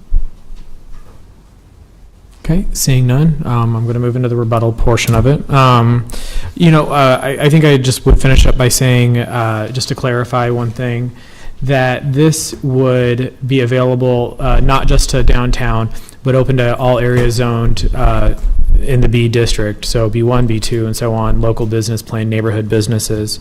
I also want to point out that a lot of these establishments that will be serving alcohol have to have a liquor license, and that liquor license is part of the process that helps keep them accountable. So we're going to have regulations put in place on the application, and then we're also going to have a license on folks that will be selling alcohol at their establishments. These applications are renewed every year, so even if there's something that's not caught within on someone's liquor license, but they're still negatively impacting the neighborhood, there's still a yearly renewal process. That being said, we've been hearing from business leaders that say that this will help retain young professionals. We've heard from establishments saying that this could help them with rebound from the pandemic, and we've heard from young professionals that said that this will help increase our vibrancy and our culture and feel of Lincoln. So with that being said, we'll have discussion on this next week, but thank you so much, and we'll move on to the next item. Oh, Councilman Shob? Thank you, Mr. Chair. We are scheduled to vote on this next week, which there will be no public hearing. I wonder if there will be people coming next week that didn't get a chance to show up today that would like to speak. Is there a provision that we can add public hearing next week? Could we just, at next week's meeting, I guess it's a legal question. Can we just open it to a public hearing next week also, or do we need to do something today? That's a good question. Yeah.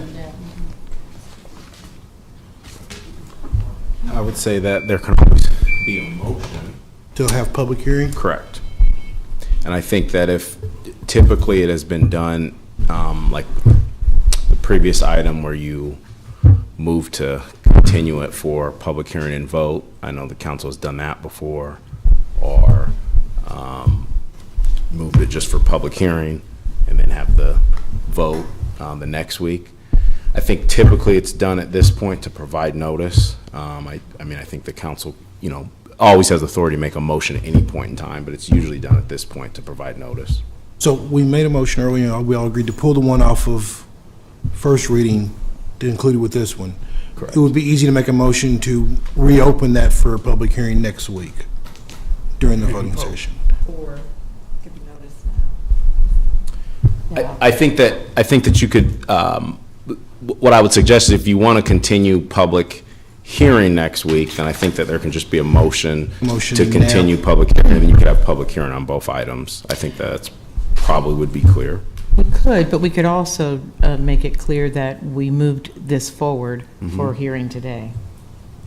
I guess I'm not concerned necessarily that anyone's confused about what we're hearing and when we've heard it.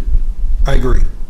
No, I do not think that anyone's confused. I agree. I just wonder if there's any additional support for this that wanted to come forward that couldn't make it today to give them a chance to speak next week.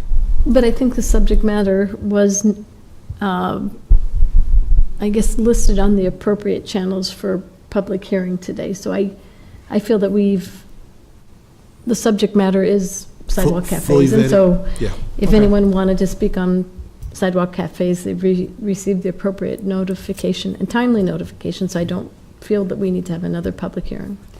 Sounds good. I understand. Thank you for entertaining that conversation. Thank you so much. All right. Okay. We'll go ahead and end the public hearing if there's no further questions or comments at this time. Okay. All right. We'll move on to the next section then.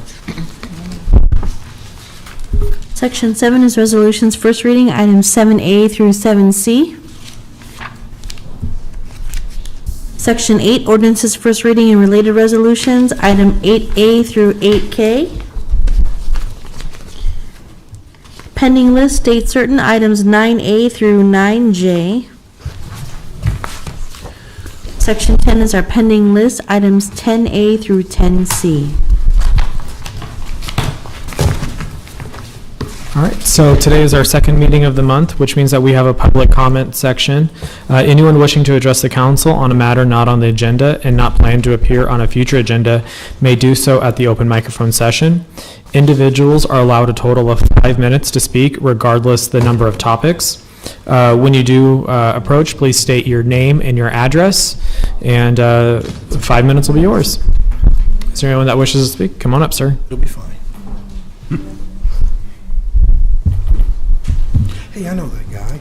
Good afternoon. I'm Randy Bretz. I live at 3700 South 32nd Place in Lincoln, Nebraska. I'll fill that out later. In the last 18 months, I've spent more time outdoors than I have in the previous 40 years living in this city. I walked our trails and I biked on our trails. I visited our parks and I've watched children play in our parks. I was out in all sorts of weather, even last winter. That's because of the health issues that we all faced with COVID, and because my wife bought me a dog to get me out of the house and take me for a walk. Way to go, Jan. Well, I've walked on snowy afternoons along the Rock Island Trail, and I really appreciate the Park and Recs Department for clearing the trail of the snow. I've spent time in Sunken Gardens, and I've taken a lot of visitors there, and I appreciate the beautiful flowers and colorful things that our Parks and Rec people have done. I biked up the Rock Island Trail to the Antelope Creek Waterway, and I've really admired the painting, or the plantings and the sculptures along that part of our city. I attended a musical out in Pinewood Bowl. I think some of you were there for that this year. Jen and I hiked out the Mopac Trail. We picnicked at Holmes Lake and enjoyed that. I've spent time reflecting on all sorts of things on a bench that Herb and Diana Shemick donated in Tierra Park's woods down there south of Russ's IGA. I've spent time, my Rotary Club donated funds, and I purchased 2 commemorative bricks in the bicentennial fountain and the plaza for our teachers. Heck, I even attended a ballet outdoors with 6,000 people. Can you believe that? Well, a few years ago, we hosted a fellow here in Lincoln. His name is Peter K. Guillama, and he studies what makes cities lovable. And he's written a book called For the Love of Cities, and I brought a copy for you, Tom, or Councilman Beckius. Fine. Tom's fine, okay. But he's written a book about, and I'm rereading it, on For the Love of Cities. And in that book, he points out 3 things that really make cities lovable. First on the list is openness. A place that welcomes people of all types, all races, all ages, singles, families with kids, young and old like me. I believe Lincoln is very open and welcoming, and I like the way Steve Joel puts it. All means all. Second is about things to do, and I think we have this in spades, and we've been hearing it in your hearing today about outdoor spaces. We have the arts, and we have sports. We have places to eat, fun things to do in the evenings. We have places to meet for worship, and we have special events where you can meet new people. And the third is that he says makes a city lovable is how pretty it is. And I don't think that's just about the skyline. I think it's about the parks and the playgrounds and the trails. So I'm here today to say thank you. I don't even know if Lynn Johnson's still in the room. He's home having dinner. I'm here to say thank you to Lynn Johnson and to Maggie Stuckey and for all the wonderful folks that make our Parks and Recreation Department do what they do. They make our city lovable, not just by maintaining our parks and trails and playgrounds, but for the love that they show and the way that they do it. And I'm here to say thanks to each of you. because you serve us, and I appreciate that. You set a great example. I know all of you personally, and you set a great example of openness. And you even join us for our activities, don't you, Councilman Raybold? I appreciate that the other night.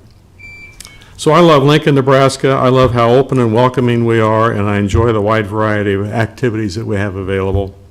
And I deeply appreciate our public spaces that our park and recreation employees maintain. And those are my comments for the evening. Thank you. Thank you. Randy? Thank you so much. May I approach the bill? Please. Is that used? Is it under $25? Okay. Thank you, Randy. Anyone else who'd like to address the council?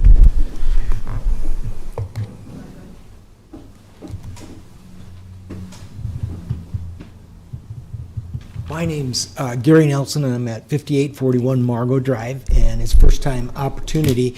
It is a blessing to be retired, because then you can be better connected. And the gentleman here, I'd like to thank him very much, because he was very positive, and my mother always said, if you haven't got something good to say, don't say anything at all. I didn't always obey my mom, though. So, first of all, my big concern is about the city budget, the county budget, the school budget. And I know that the property values have increased immensely. And so there was an article in the paper, I think that was on Saturday, talking about the possibility of $3 million in excess. And then there was also a comment about 1.5, and then the city council was deciding, well, we got this 1.5 windfall. What are we going to do with that? And so affordable housing was one, and so on and so forth, which were all good and admirable things to work with. But so then it talked about the property evaluations going up, well, 10.7, 11.2, county was 11%, and that meant maybe the valuations were going up 2.9 to 3.2 million. Plus also sales tax, it said, was up $84 million. And so then the mayor's budget talked, and it said 8.46% increase in her budget expectations. And then I checked out and I looked up, and inflation's at 2.5. So that basically says the budget was going up 6.1. And I'd like to give a demonstration that happened to me when I was 16 years old. I took my cousins from California to the South Dakota State Fair, and I bought my billfold out like this, and the carny guy ripped in and took out about 25. So I was 17 years of age, and I thought I was going to show my cousins a good time, and instead he did take my money. And then what he did was I started, trying to say, give me my money back. Well, I'll let you play an extra game. Well, I'm 17. I'm a timid guy with all my younger cousins. Am I going to fight the guy right there? No. But he took my money out of there, my billfold. And so we're talking about an estimate of $64 per household, average household, of taxes going up from the city. But we got the county, and we got also the school district. Nelson, I'm so sorry to interrupt. I'm hearing from some folks that kind of getting some questions on, since this is on a topic for a future agenda, an open microphone session is safe for an open agenda item, that there might be a more appropriate time to talk, since since we will be talking and voting on the budget at a future date, and it's on the agenda. Will you give me 2 sentences?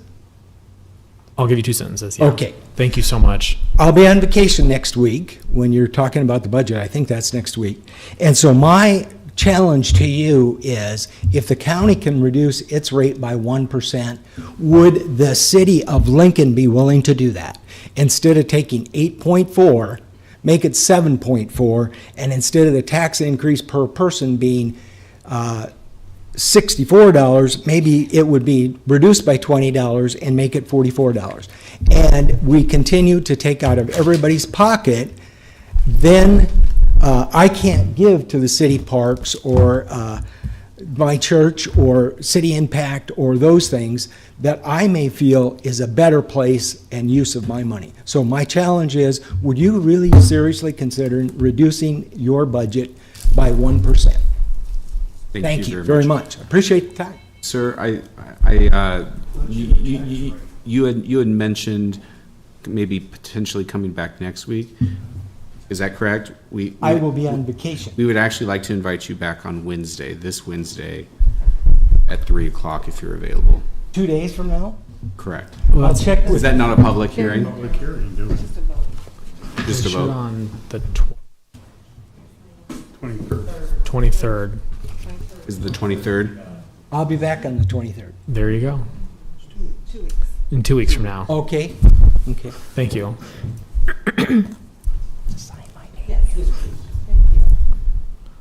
So just to be clear, we will be having conversations about our budget on a future agenda item. So please hold off on those comments until, since it's planned for a future agenda item. I apologize if I didn't make that clear earlier on, so I appreciate people's grace and flexibility as I set that expectation out. All right, anyone else like to come and speak to the council?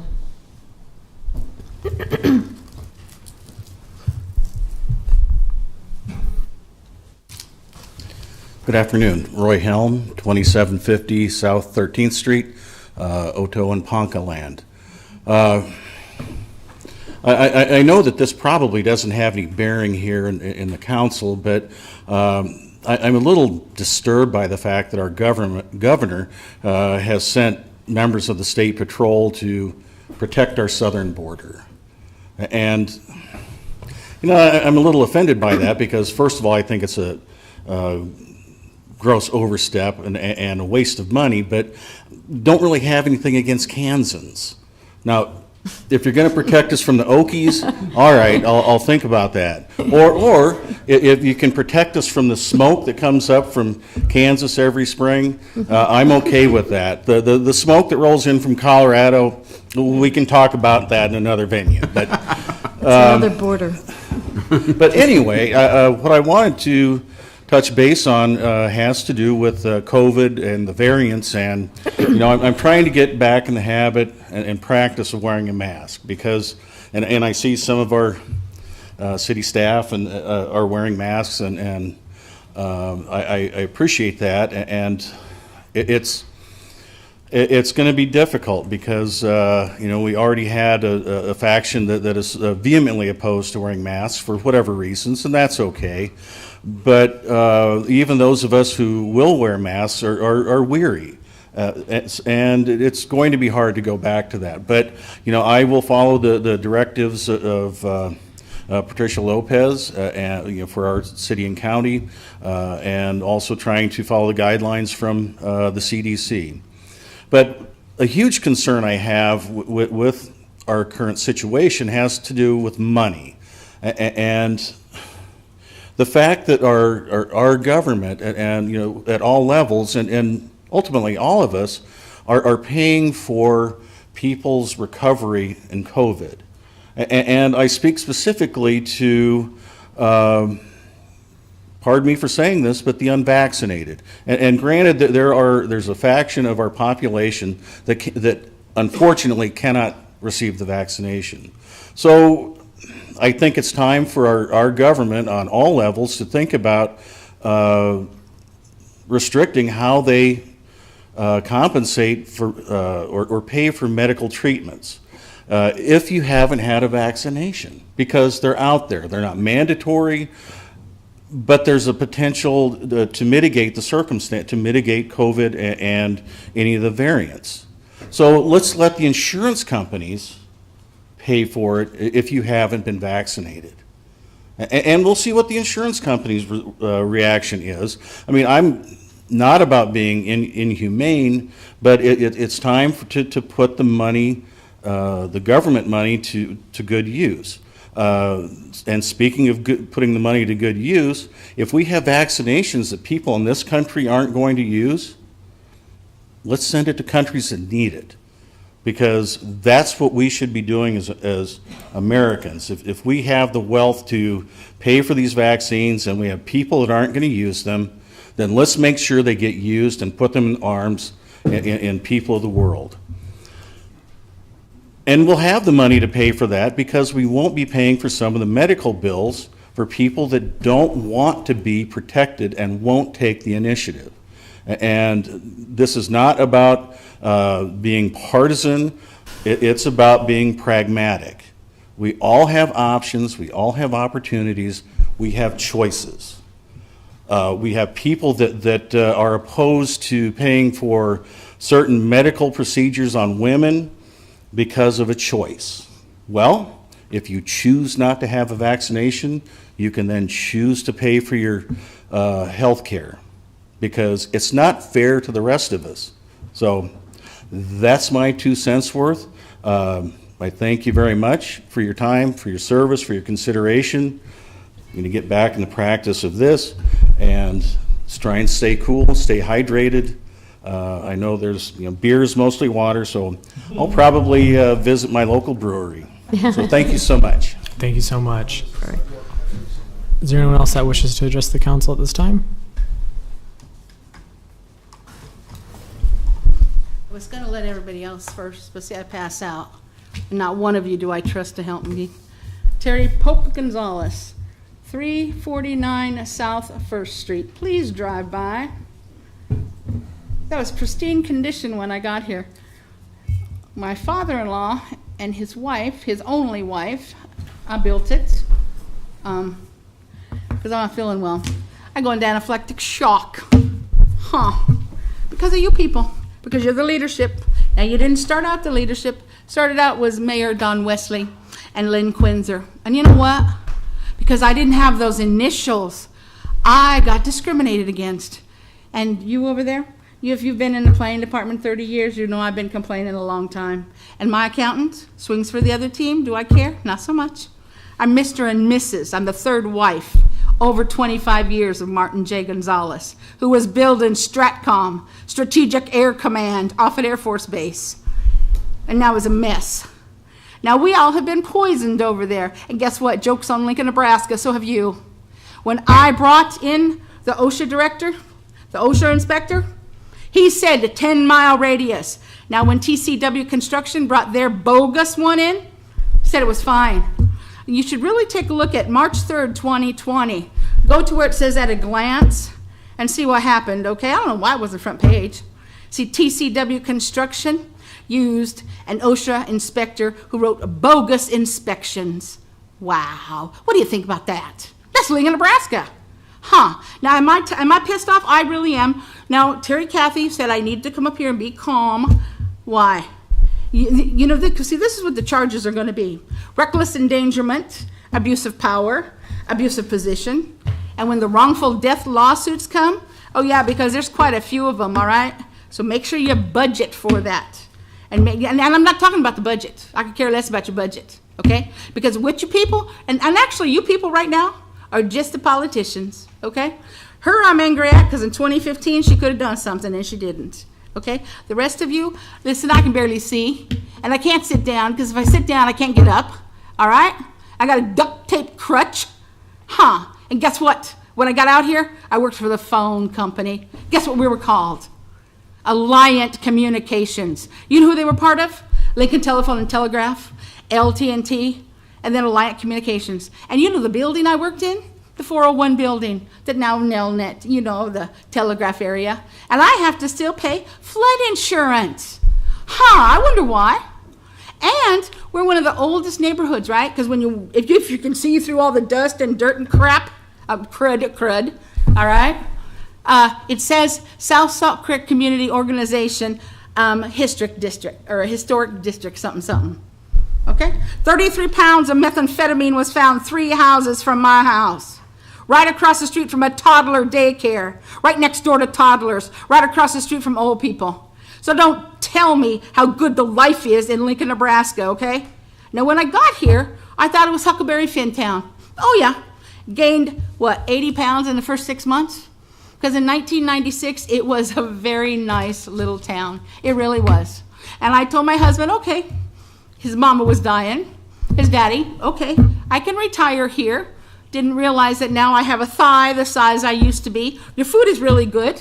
We don't get to eat out anymore, do we?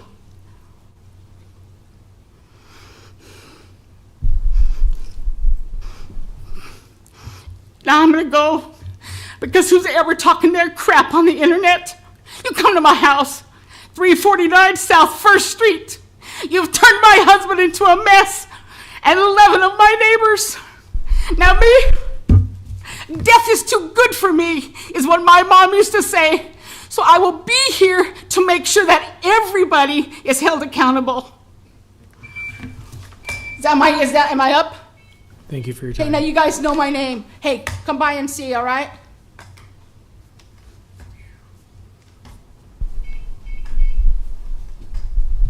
Is there anyone else I would like to address the council at this time?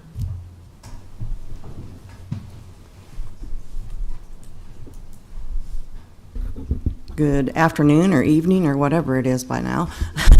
My name's Roberta Cleaver. I live here in Lincoln, and I'm here to protest against another mask mandate by our illustrious mayor and Lopez, what's her name, health commissioner.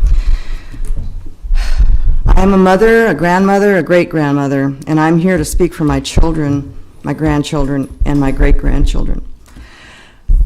Because masks do not belong on children, and they're considering keeping children in masks all day again in school. So I want to refer to a JAMA study, that's the Journal of American Medical Association, published on June 30th, 2021. It was from a large-scale survey in Germany of adverse effects in children wearing masks using data of 25,930 children. It showed that 60% of the children had problems when wearing nose and mouth coverings. The normal content of CO2 in the open air is approximately 0.04% or 400 parts per million. A level of 0.2% or 2,000 points per million is the limit for closed rooms, and everything above this is unacceptable.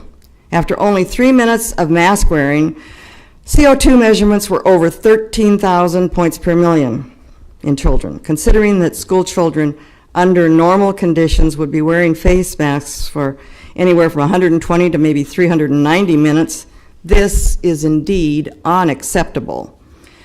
One 7-year-old child in that study had CO2 measurement of 25,000 points per million. High levels of CO2 in the blood is termed hypercapnia and results in many harmful effects, for example, headaches, pounding pulse rate, rapid breathing, just to name a few of them. And then there was another study that was conducted in Australia. Penetration of cloth masks by particles was almost 97%. And the main results of continued mask wearing was laboratory-confirmed respiratory virus infections, which you say you're trying to prevent by putting this mask on. In conclusion, compulsory face masks for school children is completely unwarranted and harmful to their physical and mental health. More children are at risk for seasonal flu, which, have you noticed, it disappeared because now all of the seasonal flu is called COVID. Just kind of a sideline. Because it doesn't fit the narrative of this pandemic. Masking children makes no sense. You know, children put their hands down their pants, they pick their nose, and then they put it on their mask. And so I don't think this is good for children. And please vote against this, because I know it's coming up again. They say, oh, there's going to be another Delta variant or a Lambda variant or some other variant. Watch how mysteriously this will disappear. Or actually, yeah, after Garth Brooks is here, because we want all that money, of course, then right after that, they'll put that mask mandate back in place. Just wait. I'm waiting. I bet it's going to happen. Please don't do this to our children. Please. Thank you. So much. Is there anyone else here that would like to address the council?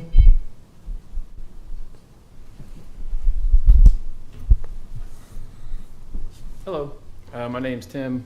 My address is irrelevant right now. Lancaster County here. Can't agree anymore with... There's a microphone right there next to you. Can't agree anymore with what the lady said with the children. I'd ask how many people here drove to work today? Probably all. We all took a risk. It's a calculated risk. At any point, we could get ran by another car, get a flat tire, whatever. We all run a risk every day, no matter what we do. Walk down the street, you could get mugged, you could get robbed. You go downtown, you could get mugged, you could get robbed. Anything could happen at any time. The efficacy of the masks have been proven, especially for children that, again, don't even really contract or carry or transmit the disease as a matured adult does. I mean, if you're paying attention. The fact that the mask on the children for an extended period of time is insanity. If anyone can point to the transmissibility, the contracting of the virus and how they spread throughout the schools, I'd be more than willing to look at that data. If the teachers are so concerned, they can wear a mask or be vaccinated. If the vaccinations work, then what do they have to worry about from little kids? I have an 8-year-old in LPS right now. As soon as homeschool is open, yanking him out. I'm not playing with this. And for that, I would expect a refund for the money that would go into schooling, right? Because the kid's not going to school anymore, so shouldn't have to pay for it. But I just can't wrap my head around how putting a mask on a small child at such a vulnerable state, we're pumping them full of fear. People get sick all the time. This COVID, Delta, all this stuff has been just highly publicized. I remember with the swine flu, H1N1, everyone was freaking out. Everybody got sick. There was times LPS closed certain parts of the school because so many kids came down with the flu. So what's so different now? It's publicized. It's very glamorized in the public eye and on mainstream news. I get that. But if anyone can actually tell me how a child can be more of a threat now with concrete data, I would love to see it. But like I said, I'm pulling my kid out. I have a 3-year-old. She's going to homeschool now. So when she's 5, she will not be going to public school. And I will not be playing with my kids' lives like that. I take my kids, I love them very much. I look out for them. I want the best for them. I do not want anyone to get sick. I don't want anyone to die. I'm not here to say anything like that. However, I will say the masks, I feel like, do very little. I would ask, if anyone can contradict that, where you get your information from. But I work in a warehouse all day, and I lift heavy things all day. I sweat a lot. If a mask mandate came back to Lincoln, I almost lost my job the last time because I didn't want to wear it. It's hot. I work all day. If anyone has a problem with that, I would encourage them to come work with me to see how labor intensive it is. I don't want to wear a mask at work. I don't think I should have to. It's closed off to the public. It's a closed off warehouse. There's a lot of people out there like me that work in a warehouse. It's very closed off. I don't see a point in mandating that it's a private company, but how they can mandate a mask despite medical conditions. I have asthma and some other issues. So to wear that against my will, or either wear this or I lose my job, that puts a lot of stress on a parent. So if my time's up, my time's up. Thank you. Can we just get you to sign in, please? Thank you.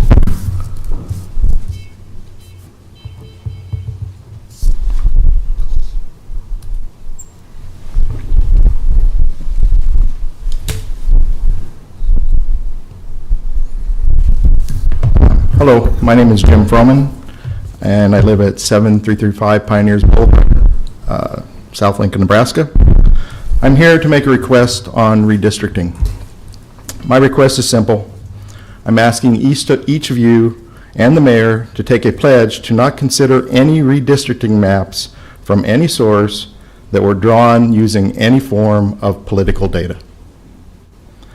My guess is that most of you have discussed gerrymandering at some point in time. I would further guess that most of you are opposed to gerrymandering. If my guesses are right, then taking the pledge will be easy. If you do support gerrymandering, especially since the Supreme Court has given it a stamp of approval, then please proudly exclaim your support and act accordingly. Failure to take the pledge or to declare support for gerrymandering will leave voters uncertain as to your position on gerrymandering.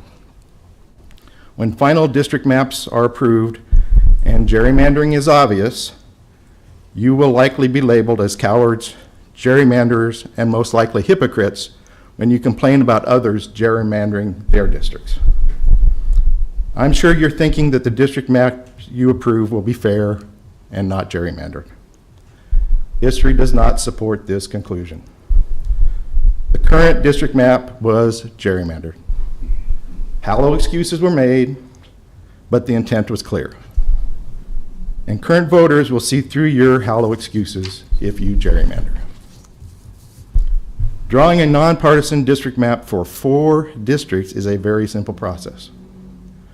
Using mapping software, pick a starting point on the map, draw a vertical and a horizontal line that are at right angles, calculate the population in the 4 districts, and if it's not equivalent, move the point with the lines until it is. It's very simple. It's understandable, and it is non-partisan. This is an opportunity to show that you are considering all of Lincoln when doing redistricting, that despite your political affiliations, you recognize that Lincoln has the same number of Democrats and Lincoln voters, that Republicans, Democrats each make up 37% of the voter population, and that 26% of the electorate are nonpartisan or other parties. If you believe that party is more important than the electorate and that gerrymandering is perfectly legitimate, then proudly stand and declare your position and gerrymander away. Otherwise, take the pledge and refuse to consider politics when redistricting the Lincoln Council districts. Thank you. Thank you. Are there any questions? Okay. Thank you so much for coming down. Is there anyone else that would like to speak?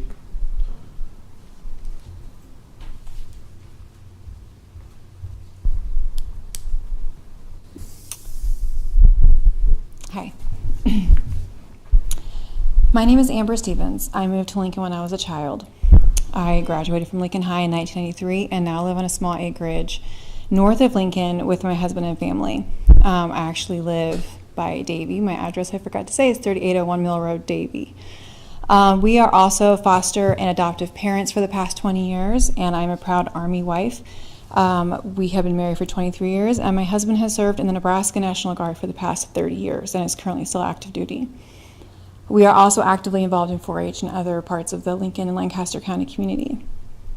I'm here today to talk to you about the mandates and the DHMs that you have put in place throughout 2020. We are all concerned that you're considering further mandates, and so I wanted to exercise my right as a free citizen and voice my opinion on this matter. We live in Lancaster County, not Lincoln. My town is actually Davie, and while we have lived by Davie for the past 12 years, Lincoln is our town. Some of my children have gone to LPS these past few years. My husband works in Lincoln in the military, and we do all of our shopping in Lincoln, go to church in Lincoln. Our doctors and our children's activities are all in Lincoln. While we do not live in Lincoln, our lives are very much affected by what Lincoln does. And I also want to remind you that there is more to Lancaster County than just Lincoln. When all the DHMs came down that shut down businesses, mandated masks, and closed down schools, we were affected. The decisions that the Lincoln mayor made affected the entirety of Lancaster County. That is not acceptable.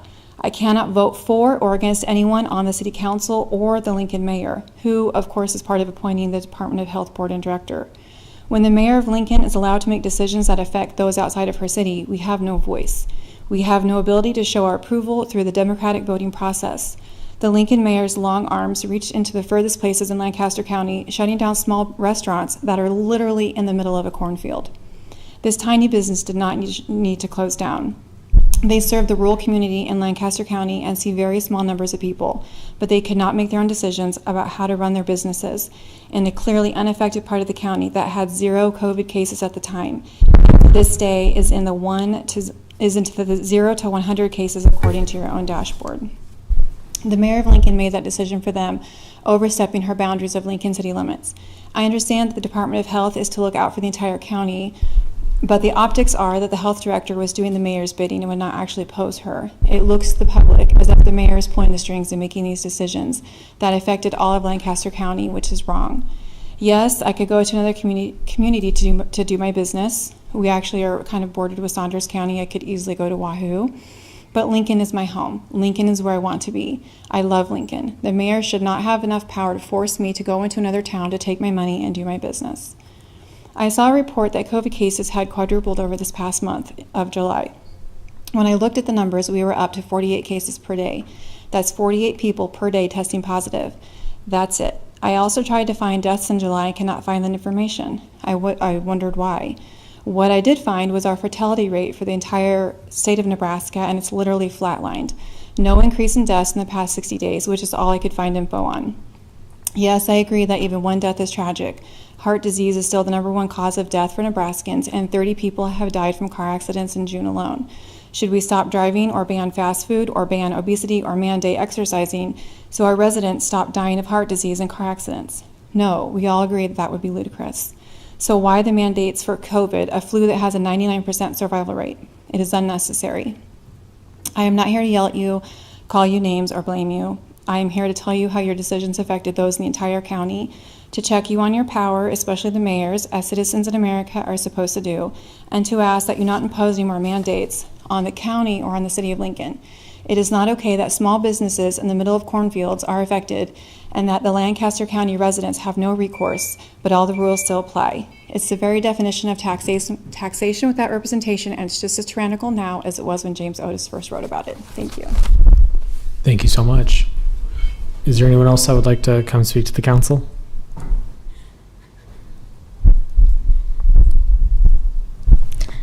Good afternoon. My name is Dr. Elena Newman, 5610 Hunts Drive. Members of the City Council, by the way, I love seeing all of your faces. You have no idea the elation that I felt when I walked into this. You have no idea. I could start crying right now. I was hoping that I would have something divine and amazing to share with you today, but I am to an extent at a loss for words. I emailed and thanked all of you for any hand that you have played allowing the mandate to expire in May, with the exception of Mr. Beckius, so you're exempt. That day for me and many others, the chains that kept us down the last year and a half came off. You have heard many stories and testimonies, mine included, about the impact that the mandate has had on individuals, families, and businesses. A few days ago, the feeling of elation that I felt in May quickly dissipated when I heard a rumor that the mandate may be coming back. True or not, I've learned that every rumor has a grain of truth. We have heard about science this past year. I received my PhD in November of 2020, and I worked extensively with scientific method. Scientific method is how we carry out science. Science should not be dictated by feelings or emotions, specifically fear, which is what the term has become synonymous with. Scientific method also requires peer review, which involves evaluation from experts, and that's plural. Again, we have failed here as well as we've relied on one source of information and silenced others with just as much or at times more qualified credentials. When applying principles of the scientific method, no theory is final. If problems are found, a new theory needs to be proposed or a modification needs to be made. We have silenced any new information, any information contrary to the initial theory that's been proposed. Scientific method principles involved openness and accountability on the part of those experimenting. Detailed record keeping with all quantifiable data, not snippets, are essential and to aid in the recording and reporting of results and supports the effectiveness and integrity of the process. I don't see that being done either. Scientific method relies on experimental control and reproducibility, which lessens potential harm such as personal bias. Pre-existing beliefs can alter how one interprets the results. That's also referred to as confirmation bias. This means that people tend to see things in the way that reinforces what they believe, even if others disagree. In simpler terms, people observe what they expect to observe. Plenty of that is being done on both the national and local level. So a few of the issues I'm seeing as I look at the past year and a half on the national and local levels. Science is what is deemed right by one entity. That's a red flag. A lot of information is available from others. A lot of evidence is available elsewhere, but no one is looking at this. Everything is being censored and shut down. Also a red flag. Rules are made listening to only one side. I specifically asked for a resolution to protect doctors who want to come and testify about the other side, other explanations, thoughts, medical opinions, perhaps to provide clarity and new information that you may not have heard of or considered before. My request was denied by 2 of the members. The others did not respond to me. Red flag. There's no detailed record keeping. In fact, when asked for proof of support in some of the policies, there is no proof because there is no proof available. There's lots of I don't knows and a lot of deferment of responsibility. Also red flag. There are many examples where leadership does not follow its own advice. Red flag. What's happening or has happened this past year and a half is not scientific method. It's not at all based on facts or new evidence that has come to light, which is a lot. We're continuing to play the blame game. People are tired. I am tired. According to KLKN survey, and I know it's not a scientific journal by any means, but 74% of the people do not want any more mandates. I urge you to consider what I have stated here. Before approving or agreeing to any mandate or a proposition, I would like to see the council ask for proof, to have documentation and testimony from both sides. Furthermore, I would like an effort to be made to recognize and consider fair treatment of all individuals in creating guidelines that would benefit 100% of the population. Creating a mandate is not fair and does not benefit all individuals. Again, even though others are being silenced, people are drawn to look at the other side. They are seeing red flags and are losing trust. It's kind of like kids, when you tell them you don't do something, they do it anyway, and they try to investigate the side that's forbidden. This is kind of where we're at. Thank you. Thank you. Is there anyone else that wishes to address the council at this time? Okay, seeing none, I would ask for a motion to adjourn. Second. Moved by Councilwoman Raybold, seconded by Councilwoman Ward. Any discussion? Seeing none, may we please do a roll call vote? Ward? Yes. Beckius? Yes. Raybold? Yes. Washington? Yes. McGinnis? Yes. Schob? Yes. Bowers? Yes. Motion carried 7-0. We stand adjourned.